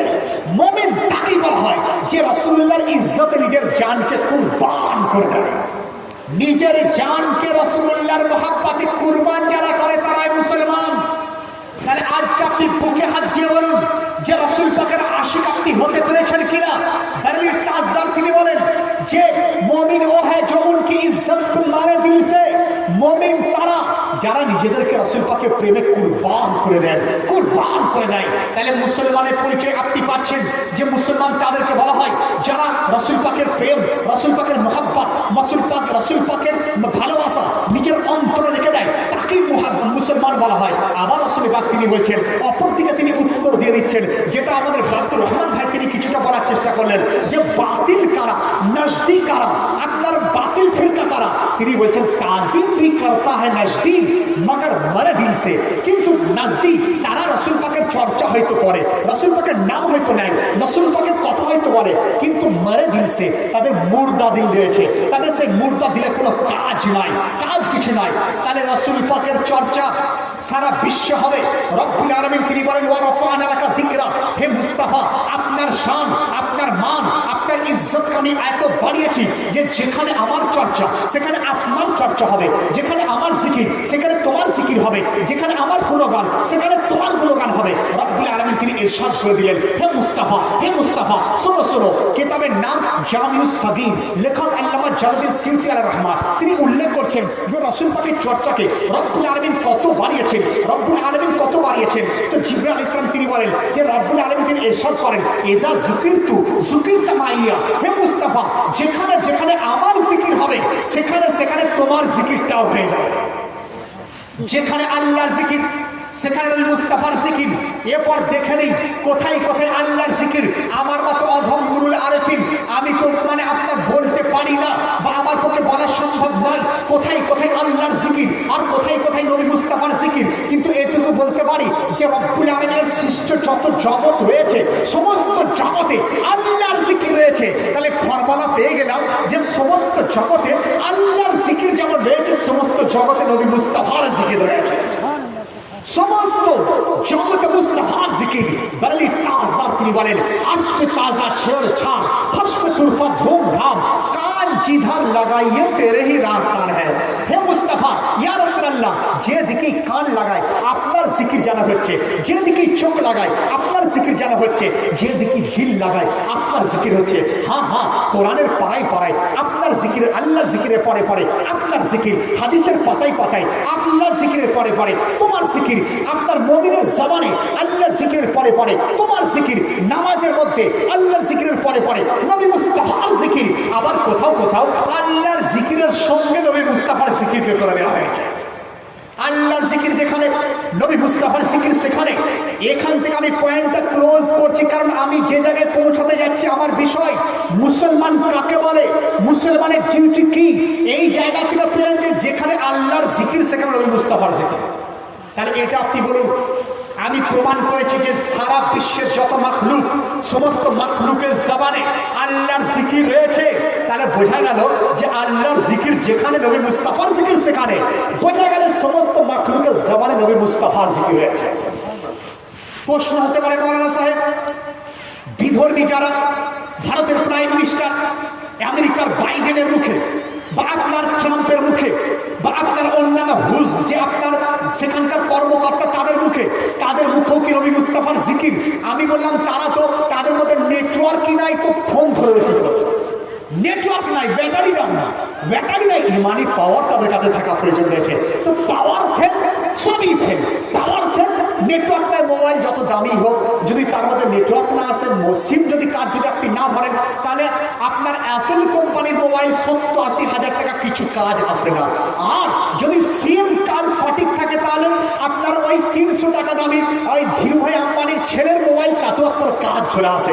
তাহলে আপনি বোঝার চেষ্টা করুন এখানে যে যদি মোবাইল দামি যতই হোক না কেন সিম কার্ড অচল, মোবাইল অচল। অনুরূপ বিধর্মী তাদের ইমান তো নাই, তারা অচল। কিন্তু হ্যাঁ, মোবাইল তো আপনি বলতে পারছেন, ভেতরে সিম কার্ড দেখছি না। আপনি বলেন মৌলভী সাহেব এই দেখুন 25,000 মোবাইল, কিন্তু আমি জিজ্ঞাসা করলাম না সিম কার্ড আছে কি নাই, নেটওয়ার্ক পাচ্ছ কি পাচ্ছ না, আমি জিজ্ঞাসা করি না। তো অনুরূপ বিধর্মী যারা তারা জিকির করছে কিন্তু নবী মুস্তাফার জিকির তারা বলে না, নবী মুস্তাফার চর্চা তারা বলে না। উদাহরণ নিয়ে যান, খুব আপডেট কথা। আমি বর্ধমান স্টেশনের মধ্যে যাচ্ছি, ট্রেন ধরবো, দিনাজপুর প্রোগ্রামে যাবো, মালদা স্টেশন নামবো।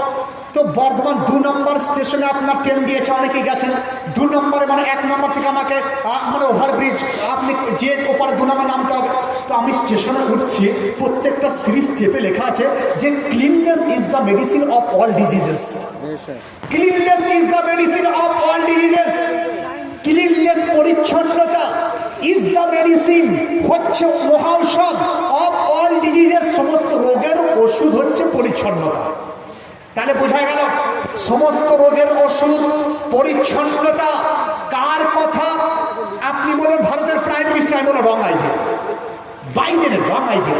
কারণ এই পরিচ্ছন্নতার কথা ভারতের প্রাইম মিনিস্টার তো আজকে যারা হয়েছে 50 বছর পূর্বে যে প্রাইম মিনিস্টার ছিল সেও বলতো cleanness is the medicine of all diseases. আপনি বলবেন বাইডেনের কথা, আমি বললাম impossible, it is your wrong idea, এটা আবার ভুল ধারণা। কারণ বাইডেনের পূর্বে ট্রাম্প ছিল, সেও ড্রাম বাজিয়ে বলতো cleanness is the medicine of all diseases. ট্রাম্পের পূর্বে ওবামা, সেও বলতো cleanness is the medicine of all diseases. যাবেন কোথায় জর্জ বুশ, সেও বলতো cleanness is the medicine of all diseases. সকল জায়গার একই আপনার মেসেজ। আজকে আপনি বর্ধমান স্টেশনে দেখলেন, আজ থেকে 50 বছর পূর্বে আপনার কলকাতার বিখ্যাত আপনার হাসপাতাল পিজির গায়েতেও লেখা ছিল cleanness is the medicine of all diseases. তাহলে বোঝা গেল যে আজকের এই লোকটা প্রচার করছে, কিন্তু এর প্রবর্তক সে নয়। প্রচার করছে, প্রবর্তক সে নয়।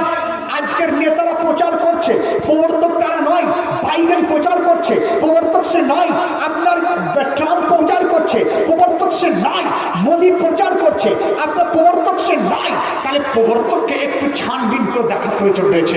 আমার চোখ চলে গেল যখনই আমি স্টেপ বাই স্টেপ উঠছি বর্ধমান স্টেশনে। Cleanness is the medicine of all diseases, cleanness is the medicine of all diseases. আবার কোথাও আপনার বাংলায় লেখা পরিচ্ছন্নতা সমস্ত রোগের ঔষধ, সমস্ত রোগের ঔষধ।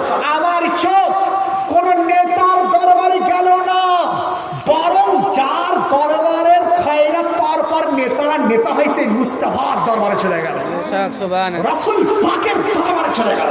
হাদিস শরীফের দিকে আমি নজর দৌড়ালাম, তো আমি দেখলাম খোদার কসম, এই দেখুন একজন আলিমের দিন বসে আছেন।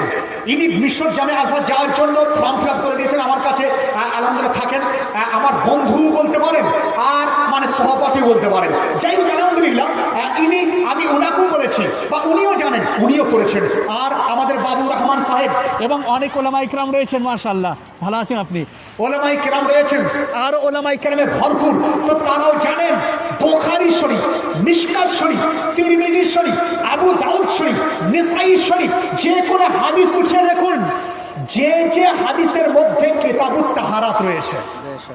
আমি চ্যালেঞ্জ করছি আলহামদুলিল্লাহ, একজন আহলে সুন্নাতুল জামাতের খাদিম হিসাবে চ্যালেঞ্জ করছি, বুঝলেন? আমি বড় মৌলবি নয়, একজন খাদিম হিসাবে। কারণ একজন খাদিমের পাওয়ার যদি এটা আপনারা দেখতে পারেন, তাহলে যারা এই খাদিমের ওস্তাদ তাদের পাওয়ার কথা হতে পারে, হাজরাতের ওস্তাদ পাওয়ার কথা হতে পারে, বা যারা রয়েছেন তাদের পাওয়ার কথা হতে পারে। এটুকু বোঝানোর জন্য আপনার বোঝানোর চেষ্টা করছি। তাহলে আমি যখন দেখলাম যে বর্ধমান স্টেশনে আপনার রেল লাইনে আপনার স্টেপ বাই স্টেপ উঠছি, তাতে ওই কথা লেখা cleanness is the medicine of all diseases. তো আমি চিন্তা করলাম, আমার চোখ চলে গেল, মন চলে গেল, আমার মুস্তাফার দরবারে চলে গেল। মুস্তাফার দরবারে মুস্তাফার হাদিসের উপর চলে গেল, কিতাবুত তাহারাত, যে যে হাদিসে, এমনকি আপনার প্রত্যেকটা উর্দু মাসলার কিতাব। আপনার বাবু রহমান সাহেব, তিনি মাদ্রাসাতে পড়েন সচ্চি নামাজ, তিনি নামাজে পড়েন কানুনের শরিয়াত, তিনি মাদ্রাসায় পড়েন বাহারের শরিয়াত। তার মধ্যে বিদ্যমান রয়েছে রাসূলের পাক, তিনি ইরশাদ করেন আন-নাযাফাতু মিনাল ঈমান। এখানে ক্লিন, নাযাফাত মানে ক্লিননেস, ইজ ঈমান। রাসূলের পাক তিনি বলেন যে পরিচ্ছন্নতা সমস্ত রোগের ঔষধ যেমন রয়েছে, তেমনি মুমিনের ঈমানকে মজবুত করার পিছনে পরিচ্ছন্নতা রয়েছে। মুমিনের ঈমান মজবুত হয় যদি পরিচ্ছন্ন সে থেকে যায়, মুমিনের ঈমান পরিষ্কার হবে যদি সে পরিচ্ছন্ন থেকে যায়। নামাজ আমাদের তখনই কমপ্লিট হয় যখন আমি পরিচ্ছন্ন থাকি। না পাক অবস্থায় নামাজ পড়া চলবে? না পাক অবস্থায় নামাজ পড়া চলে? যদি কেউ জেনে শুনে না পাক অবস্থায় নামাজ পড়তে যায়, তার ঈমান চলে যাবে। বিনা উজুতে কেউ যদি নামাজ পড়তে চায়, কিছু আপনার গর্ধব টাইপের লোক, তারা আপনার মজাক করে বিভিন্ন কথা বলে থাকে। বিনা উজুতে নামাজ যদি কেউ জেনে শুনে পড়ে, তার উজু নাই কিন্তু নামাজ পড়তে যাচ্ছে, তার ঈমান চলে যায়।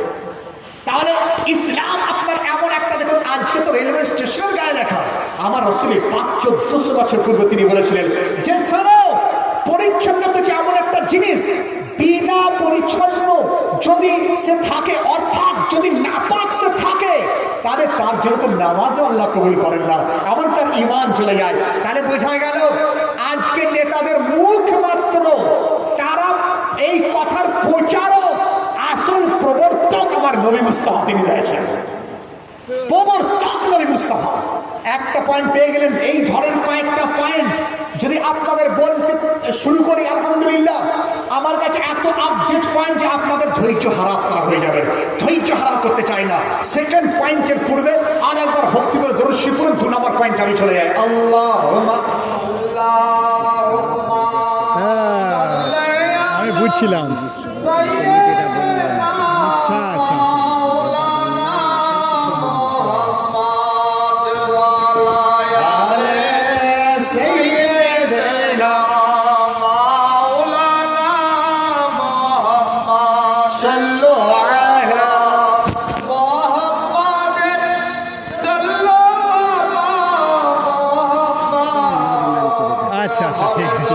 চেষ্টা করছি এটা সুরানো চাল। আচ্ছা আচ্ছা মোহাম্মদ হরদম জবান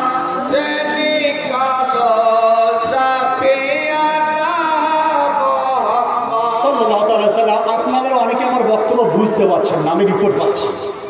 সামনের লোকেরা সব বুঝতে পারছেন, সঠিক বলবেন, তাহলে কিন্তু আমি মানে জানবো যে বুঝতে পারছেন। তাহলে এই ধরনের কথা বলবো, আর যদি বলি যে বুঝতে পারছেন না, তাহলে কিন্তু আবার ওই অন্যান্য বক্তাদের মতো কিন্তু আমি আমার কোয়ালিটি কমজোর করবো না। আপনি ভাববেন না যে উনি অন্য বক্তার মতো সেই সুর করে দিয়ে একদম শেষ ছেড়ে দেবেন। 8 ঘন্টা টাইম রয়েছে। আপনারা কি বুঝতে পারছেন হ্যাঁ কি না? দুটো মধ্যে একটা প্রশ্ন। খুব চাপ হয়ে যাচ্ছে, খুব টাফ হয়ে যাচ্ছে। একটু প্রত্যেক দিনই তো আপনারা মানে ভালো জিনিস খাচ্ছেন, একটু ডাল ভাত খাওয়ার চেষ্টা করুন ইনশাআল্লাহ। দেখুন আমি চেষ্টা করি, আমি ভাবছি যে আমার শ্রোতারা সবাই বুঝছে। আর সবচেয়ে কঠিন বিষয় কি জানেন? জালসাতে বক্তব্য রাখা। অনেকে বলে মৌলভী সাহেব যে কোনো বক্তব্য বলে না, জালসাতে বক্তব্য রাখা এত কঠিন। অ্যাজ এ টিচার, আমি একজন হাই স্কুলের টিচার, আপনারা অবশ্য পরিচয় পেয়ে গেছেন। তো আমি ক্লাস 9-10-এ ইংলিশ পড়াতে অত বেশি আমার চাপ মনে হয় না যতটা বেশি জালসা করতে যে মনে হয়। কারণ কি জানেন? কারণ কি যে ক্লাস 9-এ পড়াবো, তাদের কোনো একটা পোয়েট্রি বা কোনো একটা গল্প ড্রামা পড়াচ্ছি, তো সেখানে সবই ক্লাস 9-এর ছেলে, তাদের মাইন্ডেডটা প্রায় একই। কেউ কমজোর থাকতে পারে, কিন্তু সে তো আর আপনার বলে না যে আপনি এবি পড়ান, এটা তো বলে না। তাহলে ক্লাস 9-এর ছেলেদেরকে একই পেয়ে যায়, একটু তাদেরকে বুঝিয়ে দিই, খুব সহজ হয়ে যায়। কিন্তু জালসাতে শুধুমাত্র ক্লাস 9-এ থাকে না, এখানে 1-এ ফেল থেকে শুরু করে একদম গ্র্যাজুয়েট এমএ পর্যন্ত ছাত্র আমার এখানে রয়েছে বলে আলহামদুলিল্লাহ। আমি জানি যে আপনার এমএ পাস করা ফার্স্ট ক্লাস ফার্স্ট ছাত্র আমার বক্তব্য শুনছে। তাহলে আপনি বুঝুন যে যেমন ফার্স্ট ক্লাস ফার্স্ট ছাত্রদের দৃষ্টি আকর্ষণ করতে হয়, তেমনি যে একজন 1-এ পাস পড়ছেন তাদেরও দৃষ্টি আকর্ষণ করতে হয়। অর্থাৎ যদি যারা 1-এ তাদের কঠিন যদি হয়ে যায়, আমি মাপ চাইছি, মাফ করে দেবেন। আর কারণ কি যে আমি চাই যে ইসলাম সম্বন্ধে ধারণাটা বোঝার চেষ্টা করুন। ঠিক আছে, একটু আমি মানে একটু নিচে, মানে যাতে আপনারা বুঝতে পারেন, খুব কম মানে বাংলা ভাষাতে হালকা বাংলা বলার চেষ্টা করি। আর এখানে সুর আপনারা ভালোবাসেন আমাকে বললেন, তো দেখি আপনারা একটু তাহলে আমার লেখাটা গজলও শুনে নেন, আর আপনারা ওইভাবেই বক্তব্য ধারাটা একটু রাখার চেষ্টা করি। একবার দরুদ শরীফ পড়ুন। আল্লাহুম্মা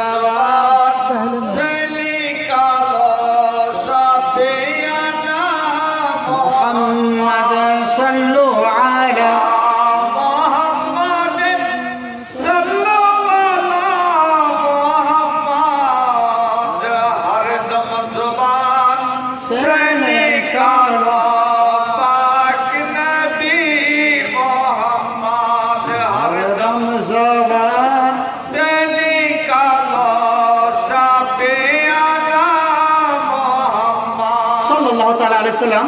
দেখুন মানে এই লকডাউনের মধ্যে আমি একটা নাথ শরীফ লিখেছিলাম, যখন সব বন্ধ, আপনার এলাকার প্রোগ্রামও বন্ধ হয়ে গেল, বড় বড় জায়গার প্রোগ্রাম বন্ধ হয়ে গেল, তো আমি দেখলাম যে কি করব, আমার কলম তো বন্ধ করবো না, কলম বন্ধ করবো না, আর আপনাদের দোয়াতে, পীর মুর্শিদের নেগাতে, ওলামায়ে কেরামের দয়াতে আলহামদুলিল্লাহ এই লকডাউনে আমার 3টে বই প্রকাশ হয়েছে আলহামদুলিল্লাহ। আমি বইও লিখি, বুঝলেন, আজ কিছু বইও রয়েছে। এই মানে লকডাউনের সময় প্রথম বই এসেছিল রোগ কি সংক্রামক, রোগ কি উড়ে লাগে। আলহামদুলিল্লাহ এর মধ্যে আমি রাসূল পাকের বহু বাণী হাদিস শরীফে দিয়া প্রমাণ করেছিলাম যে রোগ সংক্রামক নয়। দেখুন আজকে তারা আমাকে আসাম থেকে একজন লিডার ফোন করেছে, নাম বলছি না, পার্টির নেতা, আপনি বই লিখেছেন রোগ সংক্রামক নয় এইভাবে, তো তাহলে এই যে আজকে হুজ এই বলছে সে বলছে। আজকের দিনে, আগামী কালকে ইনশাআল্লাহ আল্লাহ যে তৌফিক দান করেন বলবো, আজকের দিনে প্রমাণ হয়ে গেল যে আমার মুস্তাফা যেটা বলেছেন রোগ সংক্রামক নয়, আজকের দিনে প্রমাণ তারা পেয়ে গেছে। যদি সংক্রামক হতো বলে যেভাবে মিছিল ইত্যাদি হয়, তো কয়েক কোটি লোক এর মধ্যে আক্রান্ত হয়ে যেত। বই যাবে প্রথম বই। দ্বিতীয় বই মহিলাদের নামাজ শিক্ষা, বাংলা পশ্চিমবঙ্গে আমরা অসহায়, মা বোনেরা আরও অসহায়, তাদের গাইড করার মতো কোনো বাংলাতে সুন্নিদের লেখা বই ছিল না। তো এই অধমের লেখা মহিলাদের নামাজ শিক্ষা আমি বের করেছিলাম। দেখবেন অনেকের হোয়াটসঅ্যাপ যদি থাকে তার মধ্যে পিডিএফ নিয়ে নেবেন। আর ছাপার কাজ বুঝলেন, অনেক বই ছাপতে অনেক খরচা, যে কারণে সব বই একই সঙ্গে ছাপা হয় না। 3 নম্বর বই পেয়েছিলাম, লিখেছিলাম যে আপনার মহরমে কি কি করণীয়, কি কি বর্জনীয়। আলহামদুলিল্লাহ এই বইটা খুব লোকের কাছে চাহিদা পেয়েছে। রিসেন্ট একটা বুখারী শরীফের তরজমা এই অধমের কলমে বেরোচ্ছে, সর্বপ্রথম সুন্নিদের লেখা বুখারী। তো তার 3টে বার অলরেডি প্রকাশ হয়ে গেছে, ছাপার কাজ দিল্লিতে চলছে। তার মধ্যে আপনি বহু জিনিস দিয়ে বুখারী শরীফের বাংলাতে তরজমা করেছে। আলহামদুলিল্লাহ আপনারা পড়ার চেষ্টা করবেন, খুব গোদা বাংলায়, খুব সহজ বাংলায়। আজকে আমার কাছে এসছে সুন্নি দর্পণ পত্রিকা, যে পত্রিকাটা আমি নিজে একজন এডিটর, অর্থাৎ এটা নিয়ে যাবেন। দেখুন আপনারা গরিব এলাকার লোক, এর দাম আমি বাইরে 30 টাকা করে নিই, কিন্তু আপনাদের জন্য মাত্র 20 টাকা করে। এর মধ্যে এত ইম্পর্টেন্ট মশলা থাকে এই মধ্যে, দেখুন যে আপনার জয় হিন্দ ইত্যাদি বলা চলবে কিনা, তারপরে আরও এই ধরনের রিলেটেড মশলা, মহিলাদের জন্য ইমিটেশনের গহনা পরা চলবে কিনা, এর সঙ্গে সঙ্গে আপনার আরও কিছু জিনিস মিলাদুন নবী সম্বন্ধে বা মেয়েদের কি কি নামাজ পড়ার পদ্ধতি ইত্যাদি বহু কিছু মশলা আপনারা পেয়ে যান মাত্র 20 টাকার বিনিময়ে। এইটা আপনারা নিয়ে যাবেন, কয়েক পিস রয়েছে। তো বোঝা গেল যে আমি বইও লিখি আর নাসিবে লিখি, 30টার মতো বই আমার লেখা হয়েছে। আপনারা দোয়া করবেন। আমার আইডিয়া বা আমি নিয়ত করছি, ভালো নিয়ত করতে কিন্তু গুনাহ নয়, ভালো নিয়ত করলে নাকি পাওয়া যায়। আমি রব্বুল আলামিন যদি জীবিত রাখেন আর রব্বুল আলামিন যদি তৌফিক দান করেন, একটা আলমারি সুন্নি জামাত উপহার দেওয়া আমার আইডিয়া রয়েছে আর কি। আলমারি ভর্তি বই, একটা আলমারিতে যটা বই হয় 100টা কি 80টা, আলহামদুলিল্লাহ অধমের কলম 30টাতে চলছে। তো আমি চাই যে মোটামুটি 100-র উপরে বই যেন অধমের কলম থেকে বেরোয়। আপনারা দোয়া করবেন যেন আমি সেই সাকসেসে প্রথম পৌঁছাতে পারি, তারপরে যেন আরো এগিয়ে যেতে পারি। তো আমি লিখেছিলাম, একটু শোনার চেষ্টা করবেন। মক্কা শরীফ আপনারা শুনেছেন লকডাউনের সময় যে মক্কা শরীফে যখন তাওয়াফ বন্ধ করে দেওয়া হয়েছিল, এখনো পর্যন্ত ভারতের জন্য হজ উমরা এখনো বন্ধ রয়েছে, তবে আগামী বছর হজের জন্য ফর্ম ফিল আপ চলছে। তো সেখানে যখন মানুষের তাওয়াফ বন্ধ করা হলো, তাওয়াফ করার জন্য আবাবিল পাখি চলে এসেছিল। আপনারা শুনেছেন আবাবিল চলে এসেছিল, আপনারা দেখেছেন।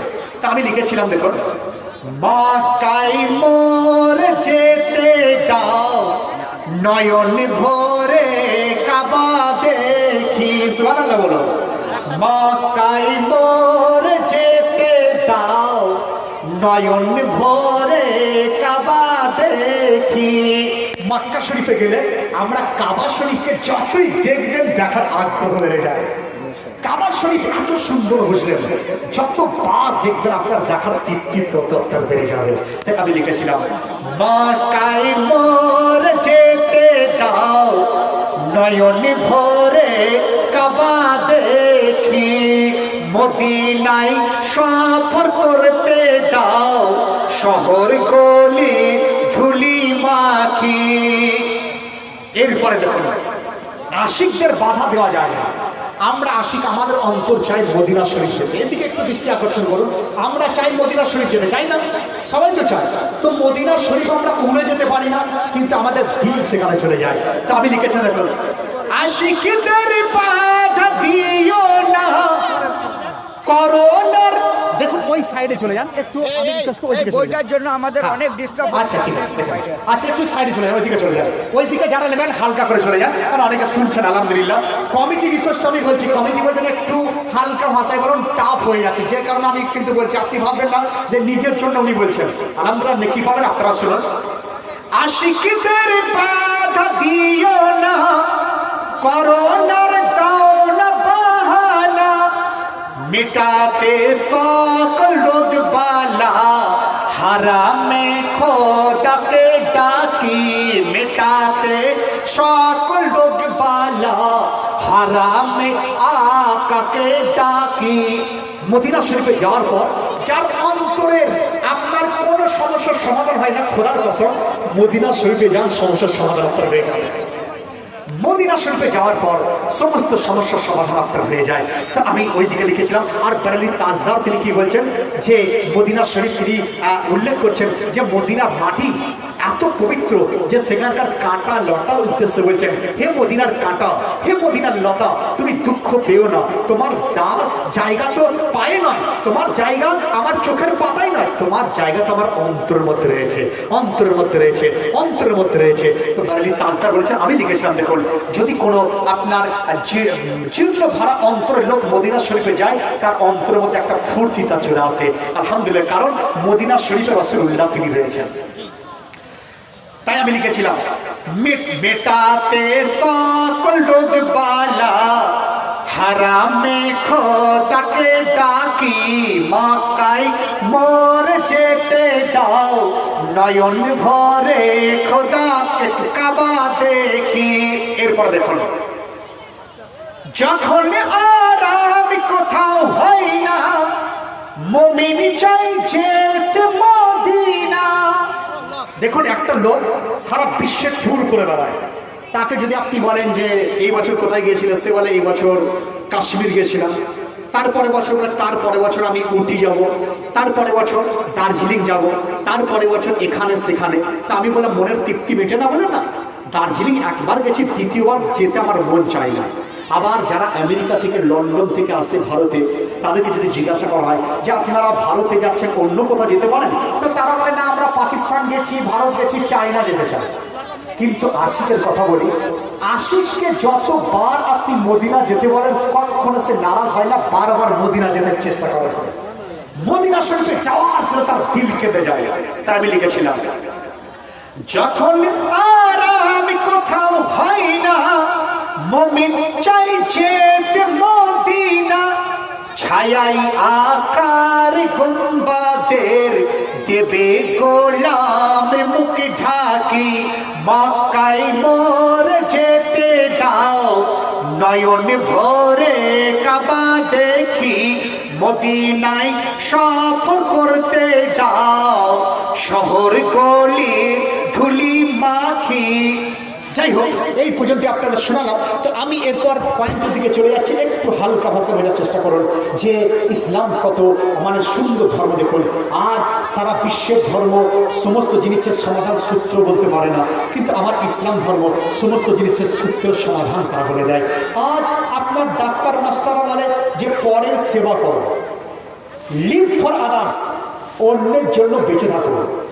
আমি বললাম, এটা তোমাদের আজকের মেসেজ। আজ থেকে 1400 বছর পূর্বে আমার মুস্তাফা তিনি এই মেসেজকে দিয়েছিলেন। রাসূল পাকের সাহাবীরা তারা বলেছিলেন যে লিভ ফর আদার্স। কেমন বলেন সাহাবীরা? একটু শোনার চেষ্টা করুন, কারণ আপনারা আমার ওই আপডেট মেসেজ তার সঙ্গেও এটা আপনারা যোগ করার চেষ্টা করবেন। সাহাবী রাসূলুল্লাহ, একজন সাহাবী যার নাম হযরত উমর ফারুক। হযরত উমর ফারুক এত বড় লিডার ছিলেন যে আজকের নেতারা আপনাকে দিয়ে কাজ করিয়ে নেয়। আজকের নেতারা দিল্লি থাকে, এখানে মারপিট আপনি করছেন তার কথা শুনে। আজকের নেতারা কলকাতায় থাকে, আপনি এখান থেকে তার জন্য প্রচার প্রসার করেন। কিন্তু আমার নেতা হযরত ফারুক আজম, তিনি রাত্রিবেলায় যখন সকলে ঘুমিয়ে পড়তো, তিনি ঘরে ঘরে ঘুরে ঘুরে পাহারা তিনি দিয়ে বেড়াতেন। হযরত উমর ফারুক রাদিয়াল্লাহু আনহু কেমন নেতা তিনি ছিলেন দেখুন।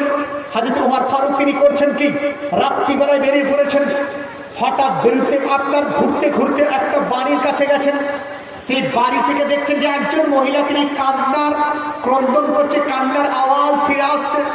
হযরত উমর ফারুক তিনি বাড়ির মধ্যে গেলেন, যাওয়ার পর দেখেন একজন বৃদ্ধা রমণী, যে রমণী দেখতে পায় না, চোখে অন্ধ রয়েছে। ওমর ফারুক তিনি জিজ্ঞাসা করছেন, আপনি যেন আপনি কাঁদছেন কিসের জন্য? তো মা জননী তিনি বলেন, বেটা শোনো শোনো, আমার একজন সন্তান ছিল, যে সন্তান আমাকে ছেড়ে চলে গেছে। আমি খাবো কি এর জন্য, আমাকে কে দেখভাল করবে তার জন্য আমি কান্না করছিলাম। তো ওমর ফারুক কেমন লিডার ছিলেন, লিভ ফর আদার্স। আজকে সমস্ত নেতা মেসেজ দেয় যে অন্য জনকে আপনি কিসে টাকা এটা আমাকে দিবে।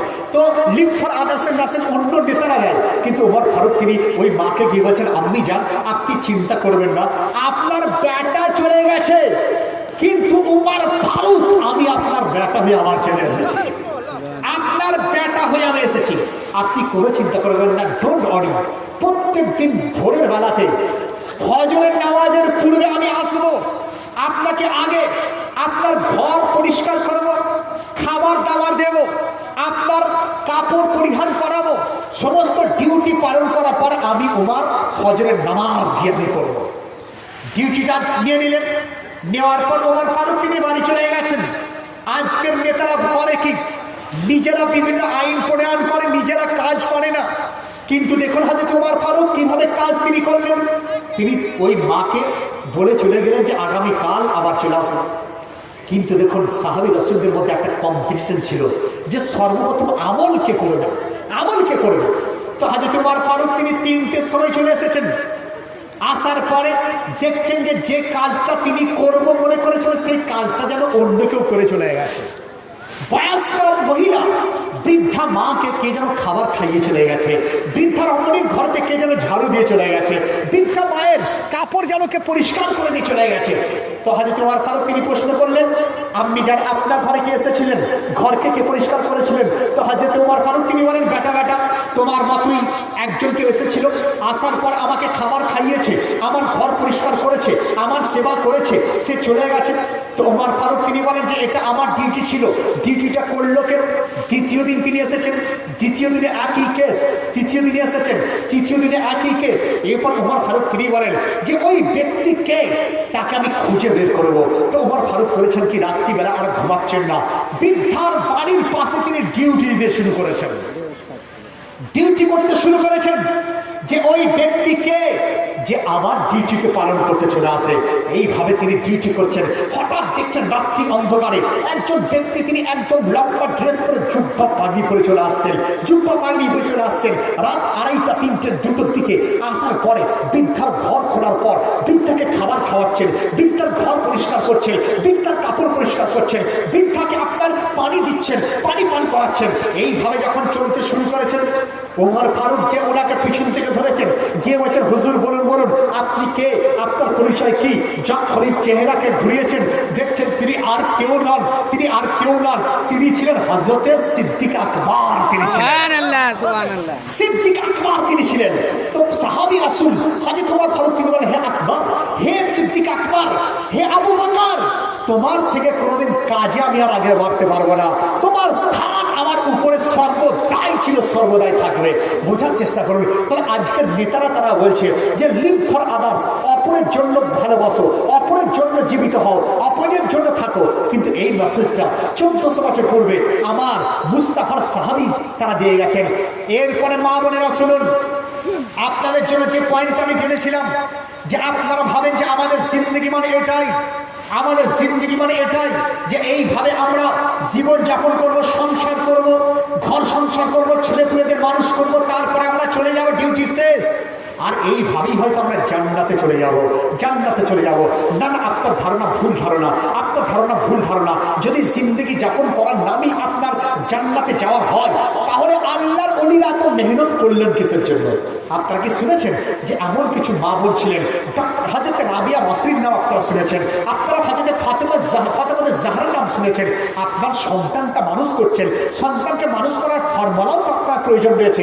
হ্যাঁ হ্যাঁ, সেই ফর্মুলা একমাত্র জালসাতে এলেই আপনারা শুনতে পাবেন যে কোন ফর্মুলাতে সঠিকভাবে মানুষের মতো মানুষ তৈরি করা যাবে, আমার সন্তানকে মানুষ তৈরি করা যাবে।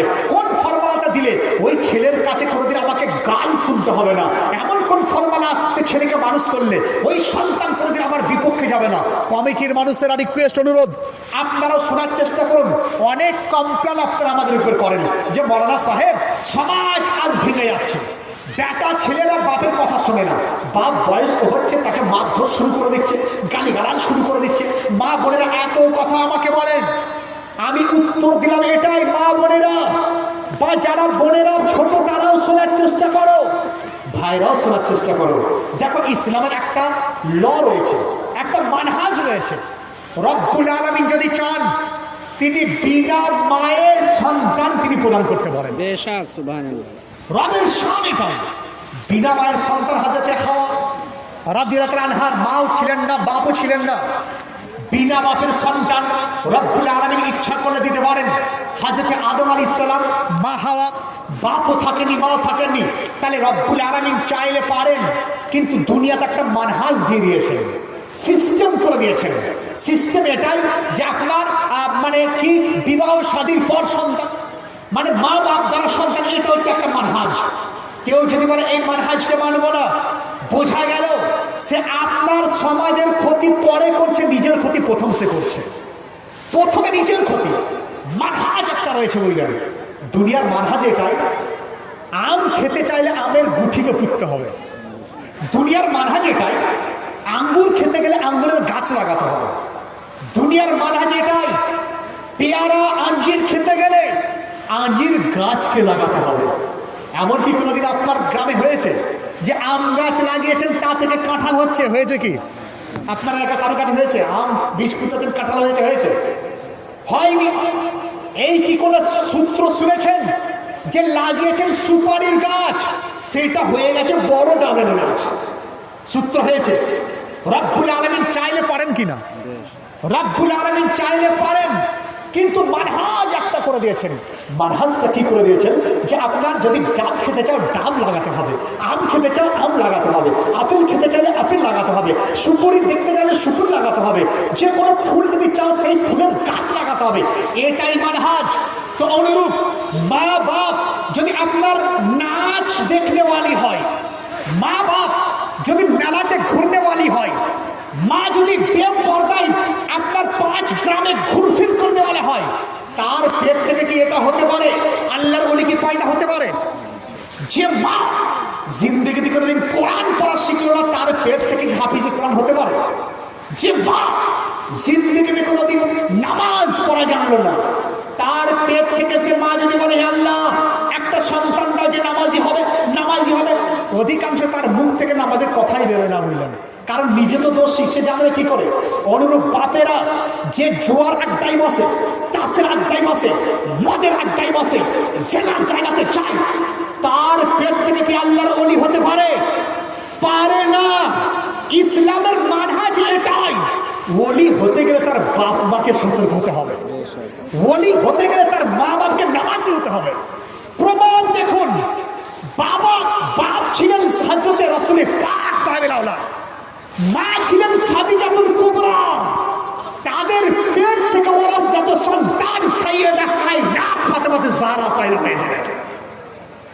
মা ছিলেন হযরতে উম্মুল ফাতেমা, বাপ ছিলেন আপনার একজন জাহিদ আল্লাহর ওলি, তাদের পেট থেকে হুজুর গৌসে আজমের জন্ম হয়েছিল।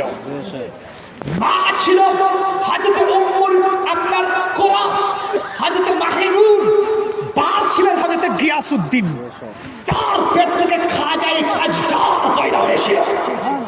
দুনিয়ার মানহাজ এটাই, ভালো সন্তান যদি চাও মা বাপকে সতর্ক হতে হবে।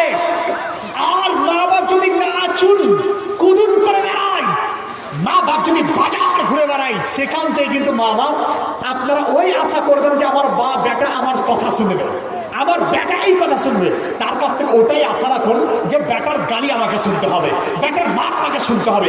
যেভাবে আমি মদের আড্ডায়, আমার ছেলেকে মদের আড্ডা থেকে আমি বাঁচাতে পারবো না।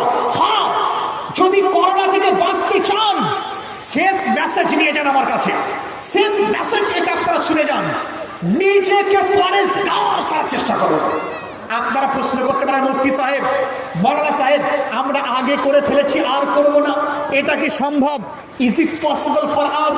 এটা কি সম্ভব? মায়েরা, আপনাদেরও অন্তরের কথা এটা হতে পারে যে মৌলানা সাহেব, মুফতি সাহেব, অনেক গুনাহ করেছি, আর কি মাপ পাবো না? আমি বললাম হ্যাঁ, আমার রব্বুল আলামিন দয়াবান, তিনি রয়েছেন, মেহেরবান রব্বুল আলামিন। রব্বুল আলামিন চাইলে একজন রাস্তার সাহাবীকে আল্লাহর ওলি বানাতে পারে। রব্বুল আলামিন চাইলে একজন জুয়ারিকে পাক্কা সাচ্চা আশিকের নবী তিনি বানাতে পারেন। হ্যাঁ, তাহলে রব্বুল আলামিন পারেন, তাহলে আমার উচিত রবের কাছে ক্রন্দন করা। রব্বুল আলামিন পারেন, আমার উচিত টুকরা রাত্রি বেলায় রবের দরবারে ক্রন্দন করা। আমার উচিত যে অঝোর নয়নে চোখের পানিকে ঝরানো রবকে রাজি করা। যদি রব রাজি হয়ে যায়, আপনার সমস্ত গুনাহকে আল্লাহ মাফ করে দেবেন। কিতাবের নাম আপনার বহু কিতাবের মধ্যে প্রমাণ রয়েছে যে হযরতে মুসা কালিমুল্লাহ ৭০,০০০ লোকের সামনে তিনি বক্তব্য রাখছিলেন। কত হাজার? ৭০,০০০ লোকের সামনে বক্তব্য রাখছিলেন। আর আল্লাহর নবীদের শান এটাই যে তারা যে দোয়ার মনস্থ করতেন, সেই দোয়ার সঙ্গে সঙ্গে কবুল হয়ে যেত। দোয়া কবুল। মুসা কালিমুল্লাহ তিনি দোয়া করবেন, হঠাৎ একজন ব্যক্তি বলে, হুজুর আপনি দোয়া করুন যেন বৃষ্টি বর্ষণ হয়ে যায়। মুসা কালিমুল্লাহ তিনি দোয়া করতে যাবেন, হঠাৎ রব্বুল আলামিনের দরবার থেকে অর্ডার আসছে, দেব হে মুসা তুমি দোয়া চেয়েও না, দোয়া চেয়েও না। ইয়া রব্বুল আলামিন, দোয়া চাইবো না কিসের জন্য? তো রব্বুল আলামিনের দরবার থেকে উত্তর আসে, তোমার এই 70,000 মজলিসের মধ্যে এমন একজন শেষ করুন, মাত্র শেষ করে দিয়ে বলেছে। ইয়া নবী সালাম আলাইকুম বলি নাকি গো, না এই প্রশ্নটা শেষ করি, এটা বলে দিই না, এটা বলি। আচ্ছা, খাবারটা নষ্ট হয়ে গেল। যাই হোক, আমি সুর করছি না। তো রব্বুল আলামিনের তরফ থেকে অর্ডার এলো যে আপনি হে মুসা তুমি দোয়া করো না, কারণ তোমাদের মধ্যে 70,000-এর মধ্যে একজন লোক আছে যে আল্লাহর নাফরমান, আল্লাহর বিরুদ্ধে চলে। তো রব্বুল আলামিনের কথা শুনে হযরত মুসা আলাইহিস সালাম তিনি বললেন যে আমার দরবারের মধ্যে একজন রয়েছে যে এত গুনাহ করেছে, এত পাপ করেছে, যার জন্য দোয়া কবুল হবে না, দোয়া কবুল হবে না। সঙ্গে সঙ্গে ওই ব্যক্তি তিনি ডুকরে ডুকরে মাহফিলে কাঁদতে শুরু করেছেন, কাঁদতে শুরু করেছেন, হে আল্লাহ আমার চেহারাটা লোকের সামনে দেখাইও না, আমার বেইজ্জতি তুমি করো না, হে আল্লাহ তুমি মেহেরবান, তুমি সব পারো। কাঁদতে শুরু করেছেন, মুষলধারে বৃষ্টির বর্ষণ শুরু হয়ে গেছে। বোঝা গেল যে বৃষ্টি এতক্ষণ হচ্ছিল না, হলো কিসের জন্য? মুসা আলাইহিস সালাম বলছেন, হে আল্লাহ বৃষ্টি হলো কিসের জন্য? তো রব্বুল আলামিনের তরফ থেকে উত্তর আসে, হে মুসা যার জন্য বৃষ্টি বন্ধ হয়েছিল তার জন্যই বৃষ্টি বর্ষণ হয়ে গেছে, কারণ রব্বুল আলামিন তার দোয়াকে কবুল তিনি করে নিয়েছেন। উঠ খাড়ে হো মুমিনো তাজিমে আহমদ কে লিয়ে, ইয়া নবী পড়ি, ইয়া নবী সালাম আলাইকা ইয়া রাসূল